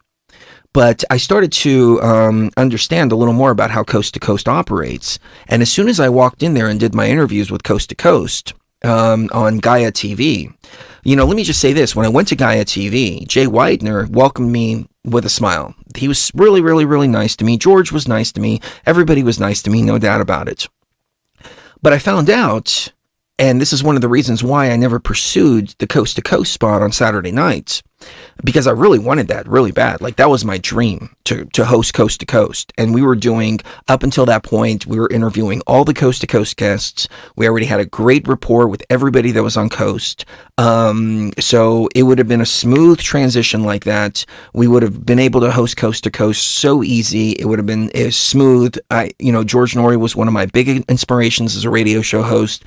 If you go back to our early archives before 2015, when we were interviewing a lot of people, what was happening is my interview style was very similar to George Norrie's as well. So Shuri and I were a perfect fit for the Saturday night slot at Coast to Coast. Well, what had happened at that time is that, let me go ahead and put this Blue Avian on this screen here so it doesn't look like I'm just sitting by myself. I can at least sit with a Blue Avian. All right. So what was happening at the time is, God, we really are just laying it all on the table. What was happening at the time is that George Norrie was trying to get out of his contract because this company came in, and I don't remember if it was Serbian or it was like from a Croatian, or it was or maybe Ukrainian or something like that. It was some billionaire from that from that side of the world. He came in and he bought up Coast to Coast. He bought up Gaia TV. He was trying to buy up several different outlets. He was trying to buy up Godlike Productions. He was even trying to buy up My Patriot Supply. I don't even know if I should be putting this information out there, but I mean, I guess 5 years later, it's really not an issue. But I was working for My Patriot Supply at the time, so I was privy to a lot of this inside information. He was trying to buy up My Patriot Supply too. He was coming in and trying to consolidate the truth movement and the New Age movement all at the same time. And this was one billionaire from that part of the world. And he wound up buying Gaia TV, and that's when it switched. It used to be called Gaia TV or something. I don't remember what the name was before, but that was when the name switch happened. Goyim TV? No, not Goyim TV. That's funny. Goyim TV. Gaiam. That's what it was. Giam. Gaiam TV. Yeah, that's what it was. It was Gaiam, Gaiam TV, and it switched to Gaia TV. So when that switch happened is when they were bought out by this company. And the owner of My Patriot Supply was like, I'm not selling my company to this guy. Because I was in the conference room when all of this was happening. I was listening to all of this. So between that and knowing that George was coming to me and saying, hey, here's the next scam that's going to be out there. He told me in confidence, and I kept my mouth shut about it. But then I started thinking Operation Bluebird. Operation Bluebird was a military operation too. Bluebird was MK Ultra. It's a mind control operation. It's a big mind control op, and they're putting it out there. They're not lying to you when they tell you. Here, I'll pull this up. Project Bluebird.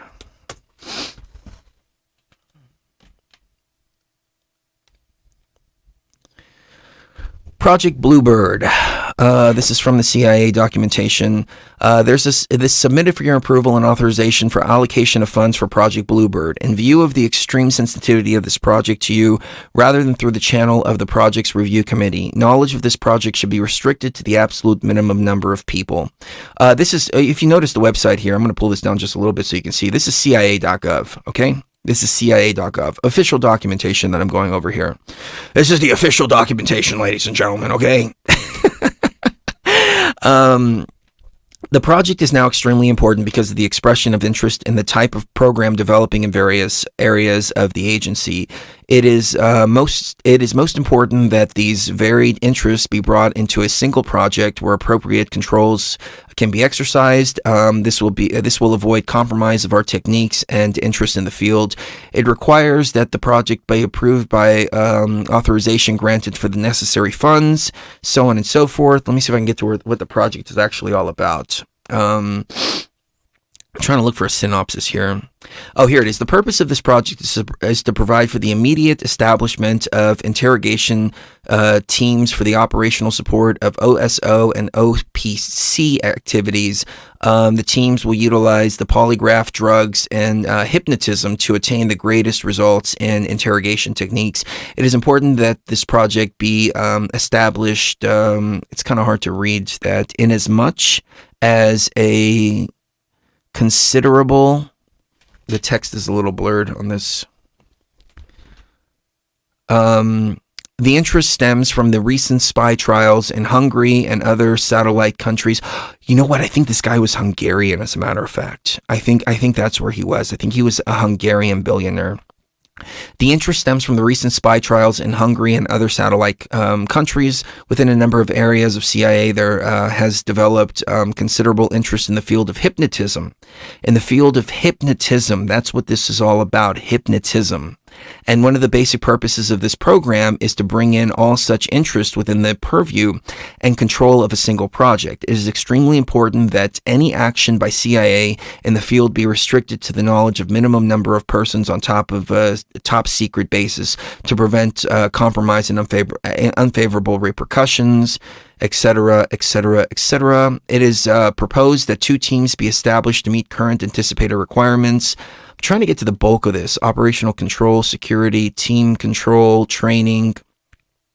All training of teams will be impersonal polygraph, drugs, interrogation, and hypnotism will be conducted by INSS. Anyways, the document goes on.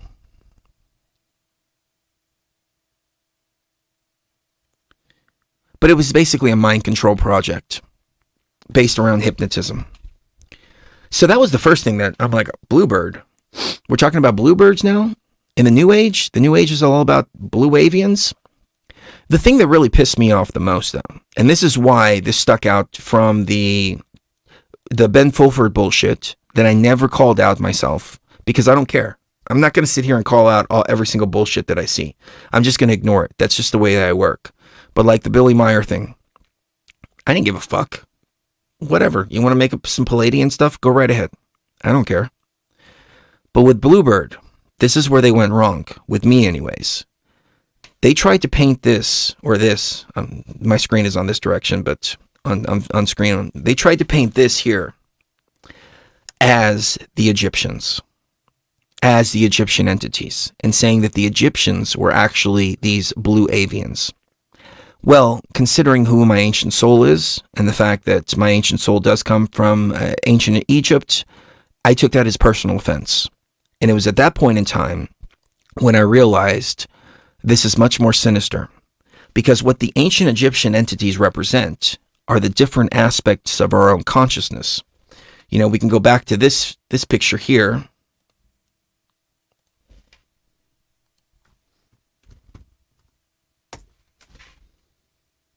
Let me pull it up.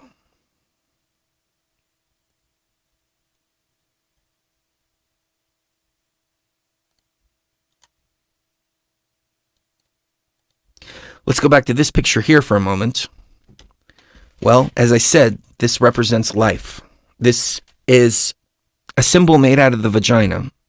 But ultimately what it represents is the divine feminine aspect of consciousness. Osiris represents the masculine side of consciousness. In the pantheon below them, or side next to them, because there really is no up and down, it's more like side or different aspects. You have Sekhmet and Bastet, for example. Sekhmet is more of a domestic feminine consciousness. Sekhmet is more of a warrior feminine consciousness. You have Anubis and his counterpart Anput. They represent death. They represent our fear of death. They represent conquering death. They represent all of that. These are all different aspects of our own consciousness. Now, they may exist as physical beings, but they're representations of all of our shattered consciousness, which then we can unlock. And once we unlock every one of those, that's how I came up with the term raw consciousness. RAW consciousness, because we're coming from a raw base now. Raw as in unprocessed by the matrix, as in who we were before we came in. But ultimately also our A consciousness, raw consciousness, because it's the raw. Raw is the one that's over all of the entities, all of the Egyptian pantheon.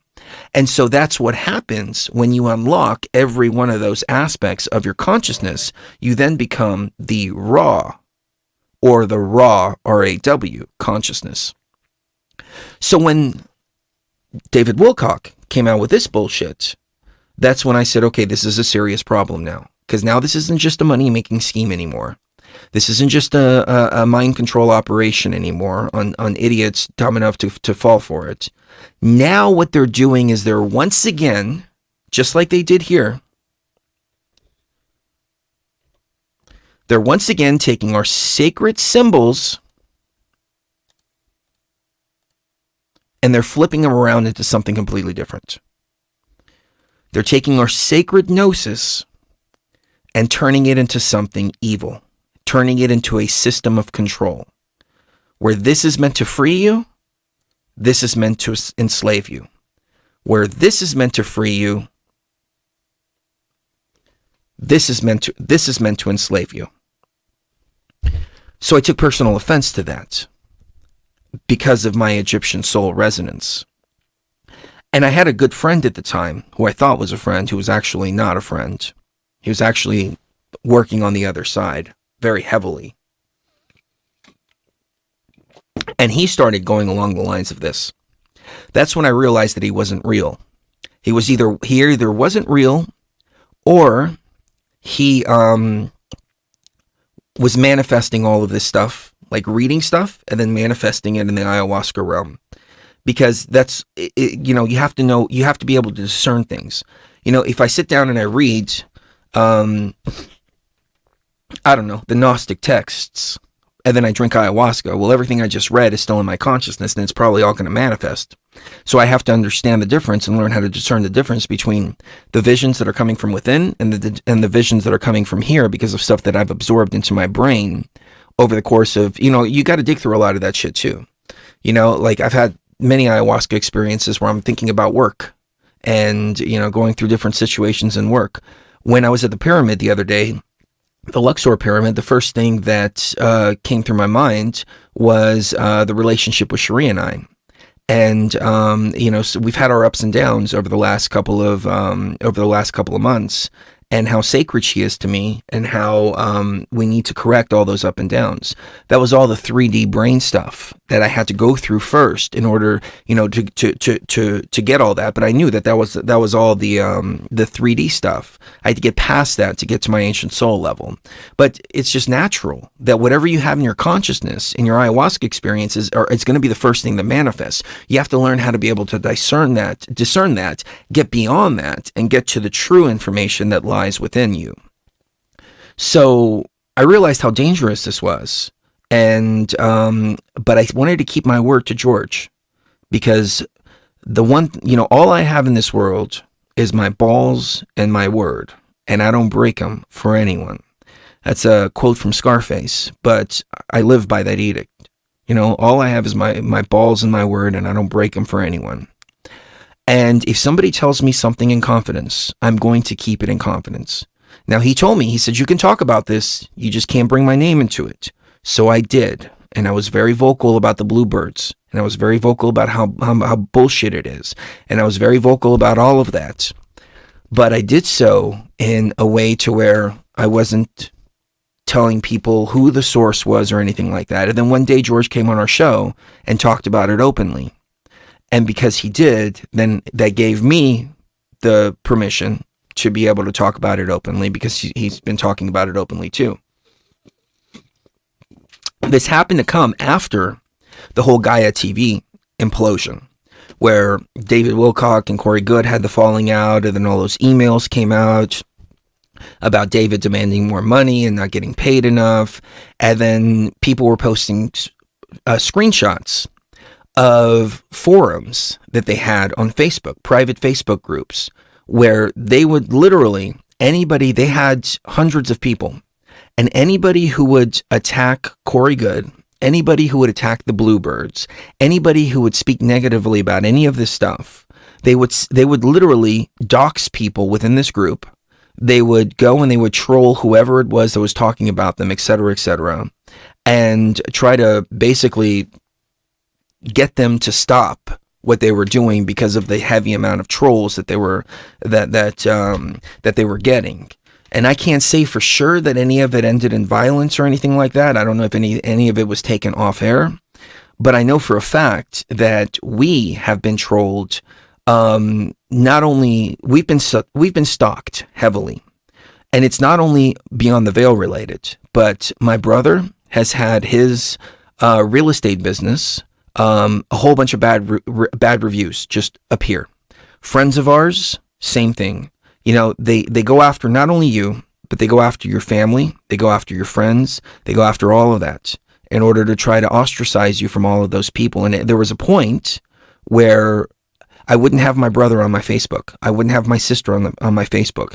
Anybody I cared about like that, I would not have on my Facebook. That wasn't related to being on the Veil, because they were coming after us.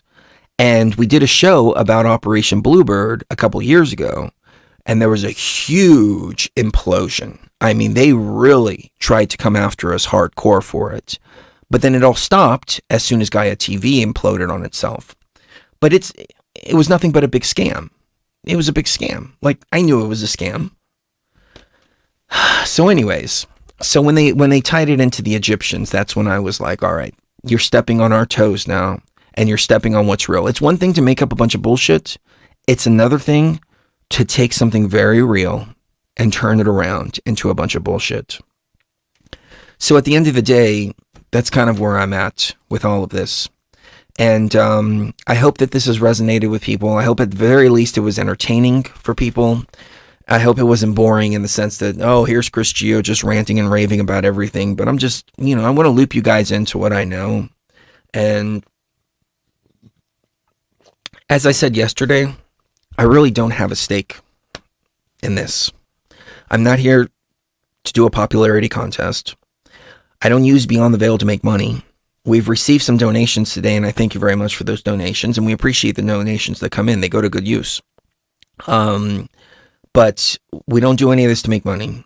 We don't do any of this to sell anything. What we do have, we have one thing that we sell, and this was something that came out of love. It came out of love for Cherie. It came out of love for trying to help her. And we came up with Life, which is our CBD oil. It's infused with the spirit of ayahuasca. It's 99% pure CBD. And the reason we did is because she was experiencing chronic pain, and she was taking NSAIDs so much that they gave her a shot of Toradol, and that wound up putting her in the hospital because she had to go get it flushed out because her kidneys were so bad. And I was like, I need something to help her. And I went into the ayahuasca realm, and the recipe came. It's ayahuasca vine and CBD mixed with a few other things. But it's helped so many people out there. And the thing is, as I said before, this is also part of the cutout part that I'm going to go back and re-edit, so forgive me for being redundant on this. But there's an entourage effect that takes place with CBD. And the entourage effect is THC with CBD. The problem is you can't walk around stoned all the time. I can't. I eat way too much. A lot of people, especially in pain management, can't have THC in their system. A lot of people get drug tested. So this was an obstacle that we had to overcome with Cherie's chronic pain. And in the ayahuasca realm, it was showing me you can use the Be Happy, you can use this, you can use that. That will create the entourage effect for the CBD. And it cuts out the THC. So each bottle is 100% THC free. And I mentioned this before, so again, forgive me for being redundant, but I spoke to a friend of mine who's a farmer, and he makes a lot of money growing cannabis. And he offered me some of the crude CBD oil, the stuff that's mostly out there on the market. And he gave me a really good price on it. And I said, well, I have two concerns. Number one, can you guarantee me that every single bottle is going to be consistent? And he said, well, the way we grow is most of our plants are pretty consistent. And I said, yeah, but can you assure me that each bottle is going to be consistent?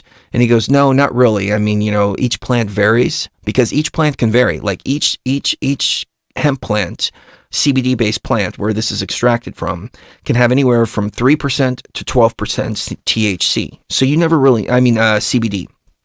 So you never really know how much CBD is in each bottle, because it's just like crude stuff, and it's extracted with ethanol, and it tastes like grass, and it tastes like shit, and one bottle might work for you, another bottle might not work for you, etc., etc. So I asked him, can you assure me this? And he said, no, there's really no way that I can. And I said, well, okay, can you assure me that it's THC free? And he goes, nah, they all have a little THC in them. And I said, well, we deal with people who are in pain management. We deal with people that get drug tested. For instance, Cherie's pain management doctor, when we were up in Washington, even though it was a legal state, they didn't want her testing positive for THC. She started giving this to her husband, and it worked so well for him. It worked better than NSAIDs, that she started giving out flyers to all of the patients, because she wanted her patients to start using this. So we got a lot of customers from her patients, because it works just as well as NSAIDs, if not better, and doesn't have THC. So you don't come back testing positive for THC. And so I asked him, can you guarantee me all this? And he's like, no, I really can't. And he's like, but nobody can. And I'm like, well, we can at Life, because we ensure that every bottle is 99% pure. We go through the extra steps to make sure that each bottle is 99% pure CBD, and it's also It doesn't taste like grass. It doesn't taste like ethanol. We do CO2 extractions on everything. You know, there's a whole process that goes into it. And this is what the ayahuasca was telling me. It was like, you got to process it like this. You've got to put this in it. You've got to do it way different than anything else that's out there. And it's worked so well for people. Now, for those of you who have recently ordered, we are a couple of days behind on orders. And let me tell you why. Because we actually have been able to lower our costs of production significantly. And because we have, what we've been able to do is not only do buy one, get one free coupons for everybody out there, but this is something that we haven't been able, you know, all of our recent orders are getting, and you just don't know about it yet. But we've changed the formula a little bit. We've upgraded the formula. On the website and on the bottle, it says it has 350 milligrams of pure, 99% pure CBD.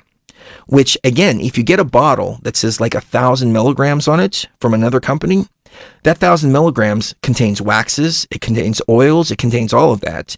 And realistically, you're really only getting like 12% CBD or something like that. So you're not getting even close to what a 350 milligram bottle of Aya Life is. But what we've done, because we've been able to lower our costs, is every bottle now has 500 milligrams of 99% pure CBD. And it's all THC free. The difference is, the only issue is that our label manufacturer is having problems because of COVID.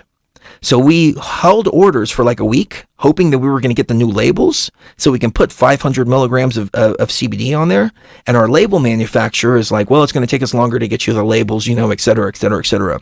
So what we've done is we're putting little notes in each one of the packages saying, guys, you have received the new upgraded formula. We don't have the new labels yet, but surprise, this has 500 milligrams of CBD now instead of 350. So you're getting much more for your dollar now. And we're doing buy one, get one free with BTV Tribe. If you go to checkout, you go to shop, put in single bottle, put in 2, 4, 6, 8, 10, 12, however many you want. Put in BTV Tribe, you will get 50% off. You put in BTV Tribe, you'll get 50% off your order, and so you'll get the half of your order for free. And we have not changed the prices. We've upped the strength, and we have not changed the prices. The reason for that is because we've been able to get our raw materials cheaper. And rather than increasing the prices because we're increasing the quality, we've just increased the quality. We're also about to release, and again, we're just waiting for our label manufacturer to get their shit together because of these COVID lockdowns. We're going to also be releasing 1,000 milligram bottle very, very soon. We're all ready to go. We're just waiting for the labels for them, and that's it. But yeah, the Aya Life formula, and for those of you that have ordered in the last couple of weeks, you're all getting that too. So don't worry, if you just placed an order, you're all getting that. But this is a change we made a couple of weeks ago. So if you want, go to ayalife.com. That's AYAlife.com. Get a couple bottles. The bottles still say 350 milligrams just because we can't continue to hold up orders that long. We like to ship same day. We like to get it out to people immediately. And we held them out just a little bit, hoping we would get the new labels, but you know, we're still a little bit off from getting those new labels. But now they're 500 milligram bottles, and that's our base Aya Life. That's going to be our lowest, our regular quality, and then we're going to have the chronic relief coming up here in the next few weeks as soon as our label manufacturer gets their shit together. So there's a surprise for you guys. I was kind of hesitant about saying anything because I wanted all our customers over the past couple of weeks to get the surprise note and go, oh, wow, I'm actually getting something much stronger. But I figure I'll go ahead and put it out there. And so again, take advantage of this coupon code. I think we're going to keep it going till the end of the month because we have Black Friday and Cyber Monday. So we want to keep it going till at least Black Friday, Cyber Monday. But BTV Tribe. And the website is Aya Life, and here's how you spell it here. AYAlife.com. So, that's that. The reason I mention this is this was made out of love. It was made out of love for Cherie. Then we put it out there, And people showed us love. They purchased it because they wanted to support us going to Egypt. And when they used it, they were like, I've never really had faith in CBD because I've tried many other ones and they taste like shit. And there's no way that I'm going to take that on a daily basis. And we've received many comments saying, I tried yours and it tastes so good and it actually works. And I'm like, and they reply and they're like, I'm amazed. I'm amazed that you guys really nailed something there. But we did something like this out of love. And what's that's done is that's created a better situation for Cherie and I, because now we have a successful business with IL Life. So there's no reason for us to bullshit on YouTube. There's no reason for us to just have whoever who's the hot topic out there. What's the hot topic? Okay, what's the hot topic now? Black goo. I remember the black goo situation. Can't substantiate it, nothing like that. I knew it was bullshit. Interesting story though. Who's the blue guy? Who's the black goo guy? Let's get him on right now. Come on, it's going to draw a big audience. Who's the Q guy? Come on, let's get the Q guy on right now. We don't do that here at Beyond the Veil. That's the secret of YouTube. I mentioned this again in the clip that was cut out. Is that's what these people do. They just go through and they look for whatever hot topic there is out there, and then they do that hot topic, and then they go from one to another to another to another to another. But then you get to a point to where you're like, I'm tired of doing this. I mean, if you go back to our archives in like 2015, 2016, and I'm so glad I didn't go down the coast to coast timeline, because I realized there would have been a lot of restrictions on me had I done that. I couldn't speak from my heart, and I'd have to interview a bunch of people that I knew were completely and totally full of shit. And I realized as I was interviewing people, like a lot of them were like just completely and totally full of shit, just trying to sell something, trying to sell books, trying to sell DVDs, trying to sell conference tickets, trying to sell this, trying to sell that, et cetera, et cetera. And it made for good infotainment, but I wouldn't even call it infotainment. It was like disinfotainment, just a lot of bullshit just conjured up. And then when we were activated on our mission here at Beyond the Veil, reset the matrix, do all that. At the end of the day, that's the only thing that's important.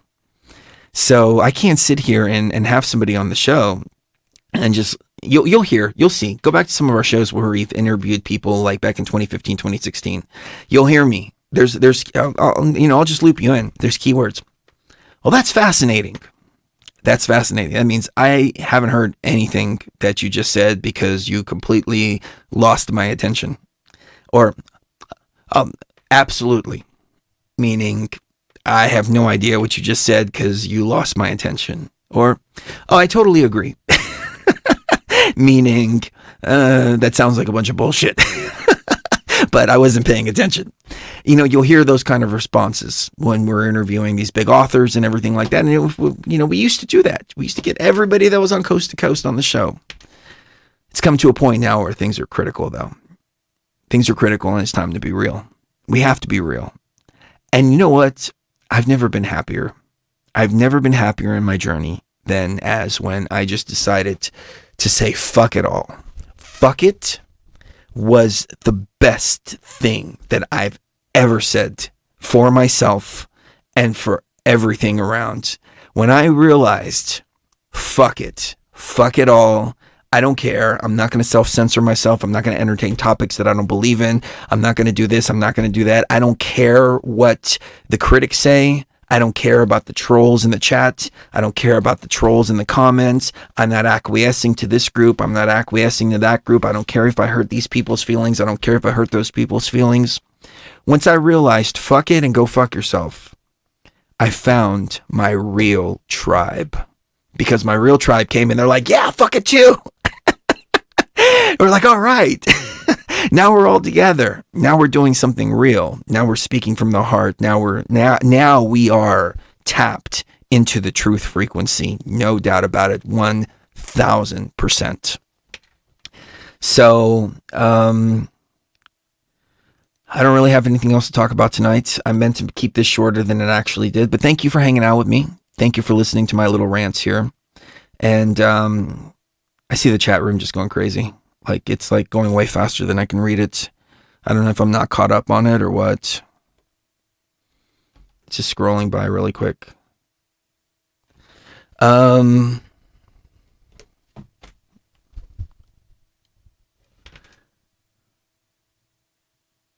Your words will be heard by those who are meant to hear it. That's how I feel too. That's how I feel too. And that's what it's all about. So I wish Mrs. Geo was here. Mrs. Geo, how about this? I'm going to take a quick break. If Mrs. Geo has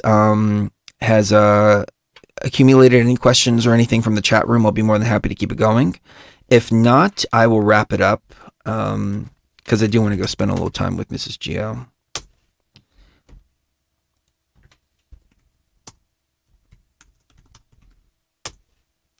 Oh, wait, here's an old one, but good one.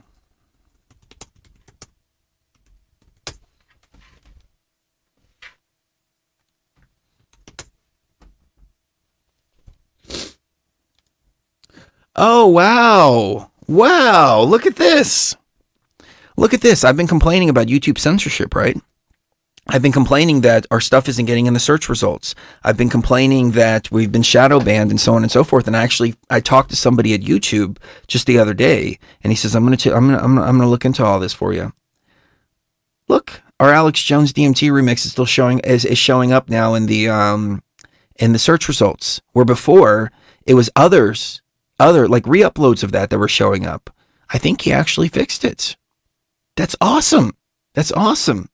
So, yeah, here, let me play this, and I will be right back.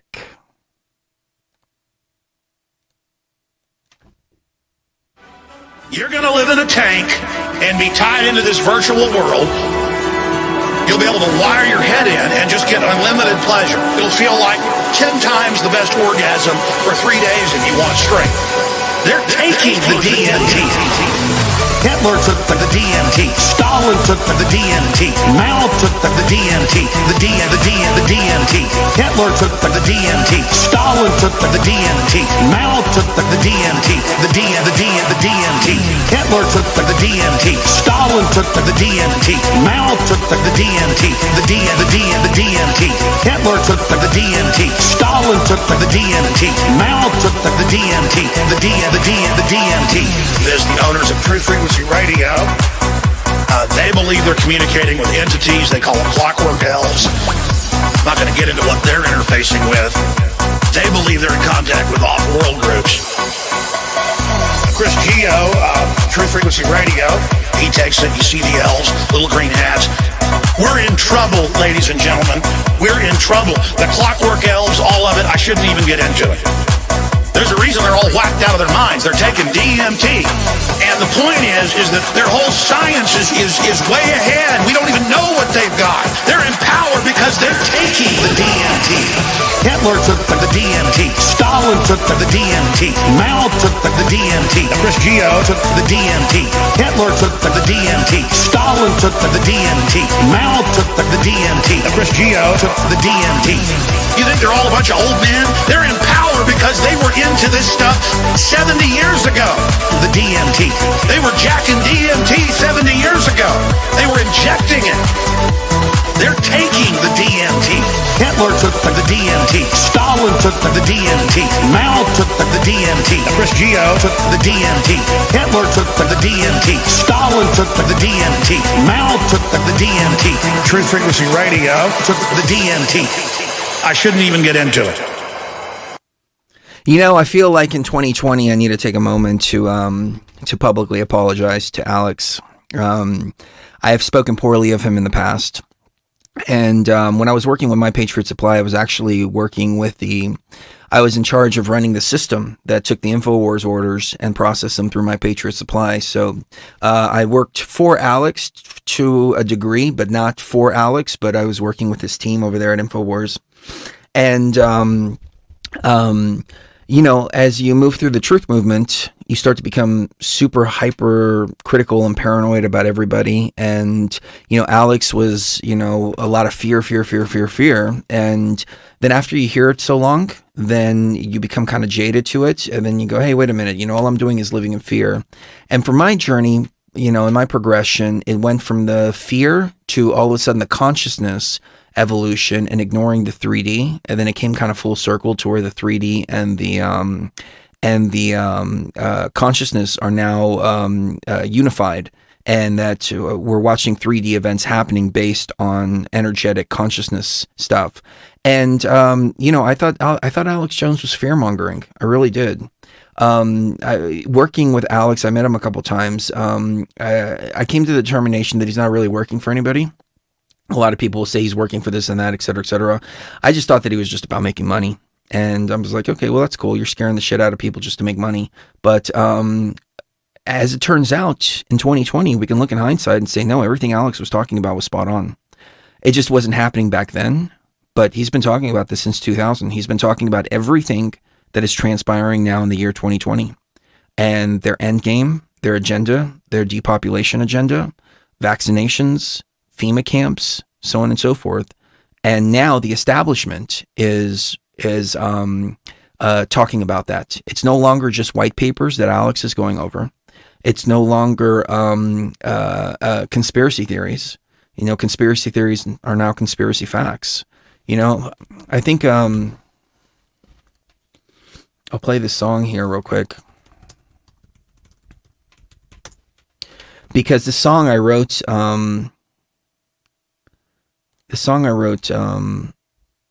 10 years ago.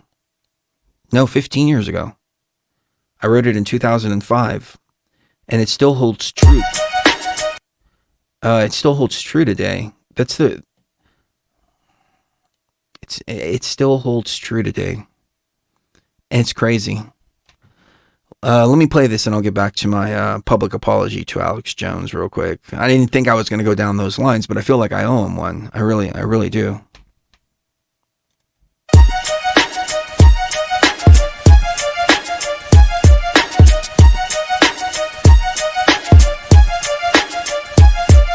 The mark of the devil just so you can eat and breathe. Bowed down at their feet, surrendered liberty, tyranny and terror, corrupted dictators, posing as your leaders while they poison every leader, pumping fluoride in the water while they rape Iraqi daughters, dumbing down the public fashion magazines and bar. Now they slaughter weaker nations, faulty explanations, selling fear to the mass, terror level elevation, simulations is unfolding right before your eyes. Wake up in a FEMA camp, drugged and hypnotized, Fourth Reich's taking over, but you're all about your blink.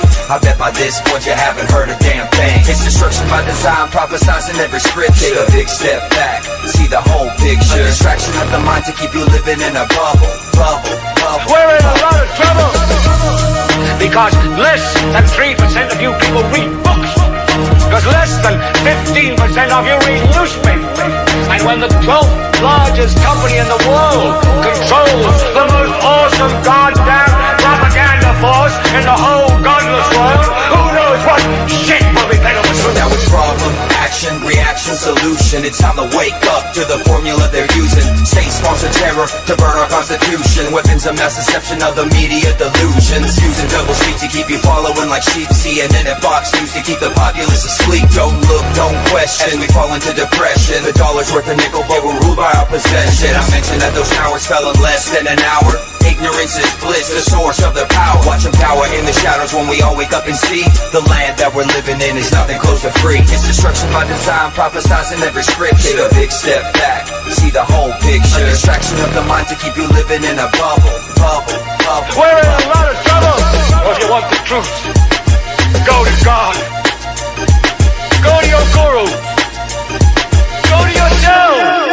Because that's the only place you're ever going to find any real truth. So you listen to me. Television is not the truth. Television is a goddamn amusement park. You're beginning to think that the tube is reality and that your own lives are unreal. You do whatever the tube tells you. You dress like the tube. You eat like the tube. You even think like the tube. Now you're living as a slave, high-tech police state. Warrantless searches and waterboarding awaits. Mandatory vaccines to keep you sedated. Big brother on the screen to keep the public isolated. Conspiracy theories, not conspiracy facts. Dog props condemn like terroristic attacks. Every time you take a breath, you pay another tax. Every time you take a step, it's documented and tracked. It's whack how we're living, the planet's a prison. You should've listened up and questioned 9/11. Declared a revolution, defend our constitution. A public execution of corrupted institutions. Destruction by design, prophesizing every script. Take a big step back, see the whole picture. A distraction of the mind to keep you living in a bubble. We're in a lot of trouble. Damn. I wrote that in 2005. And that last verse is really, really coming true now. It was very prophetic. But at the same note, that's what made Cherie fall in love with me, was that music and a couple of other songs. And then I sent her a demo version of the CD before it was released. And she was like, "Oh my God, Chris Gio sent me a demo version of the CD." And she would jam it all the time. And her ex-husband was really pissed. And she's like, "You're obsessed with that guy. You're obsessed with that guy." And then she said, and then they split up and we got together. And he's like, "What are you going to do with that fat guy?" She's like, "I'm going to start a radio show with him." And he's like, "Yeah, that'll last like 6 months." Here we are 10 years later. We just celebrated our 10-year anniversary of Beyond the Veil, November 5th, 2020. We're going to be celebrating our 8-year anniversary, December 21st of 2020. And I'm glad I'm here for that. I'm glad that I didn't leave in the pyramid the other day, but I do want to apologize to Alex because Alex was right. And even though there was a lot of fear, there was a lot of truth to what was going on. And we all knew it. We all knew it was coming. We have the opportunity to shift it, though. And we are shifting it. And Trump came in and changed the game. Nobody, including myself, predicted Trump. They didn't predict Trump. Trump is an anomaly in the system. And that's why we have to push this to the Trump 2021 timeline. And we did. We did some hardcore energy work in the Luxor pyramid on 11/11, closed down the portal of the virus. And regardless of what happens in 2021, we will get out of this matrix and we will shift things into the positive timeline and positive directions. So hindsight is always 2020. Hindsight is 2020. But I'll tell you one thing that I know for sure. These motherfuckers over here are a complete and total scam. I don't think I'm going to be apologizing to you in a few years about these motherfuckers because it's already been exposed as a scam as it is. That it is. And that's the thing, when you're bullshitting, it's an old saying, but it's like, my memory's not good enough to be a liar. I feel the same way. Like, I feel like I need to always tell the truth because I'm going to forget my bullshit because my memory's not that good. So you stand on the side of truth, you stand on the side of wisdom, and you are protected. It reminds me of this motif that we saw yesterday. I think I might be able to pull it up real quick from that last show. A motif that we saw at the Luxor pyramid, where it was Thoth. Let me see if I can find the. Okay, I don't think it's going to catch the whole motif here. But you have Thoth here, right? You have the Pharaoh here. And as we pan over, what you see is in front of Thoth, you have that Facebook live stream is such bad quality. You have a guy shooting an arrow, right? And I looked at it and I'm like, what does that mean? That's strange. What does that mean? And then Cherie deciphered it on the show yesterday. Is truth and wisdom. As long as you're focused on your mission, truth and wisdom will protect you from all the arrows that are coming your way. So that's what we took out of that little motif there.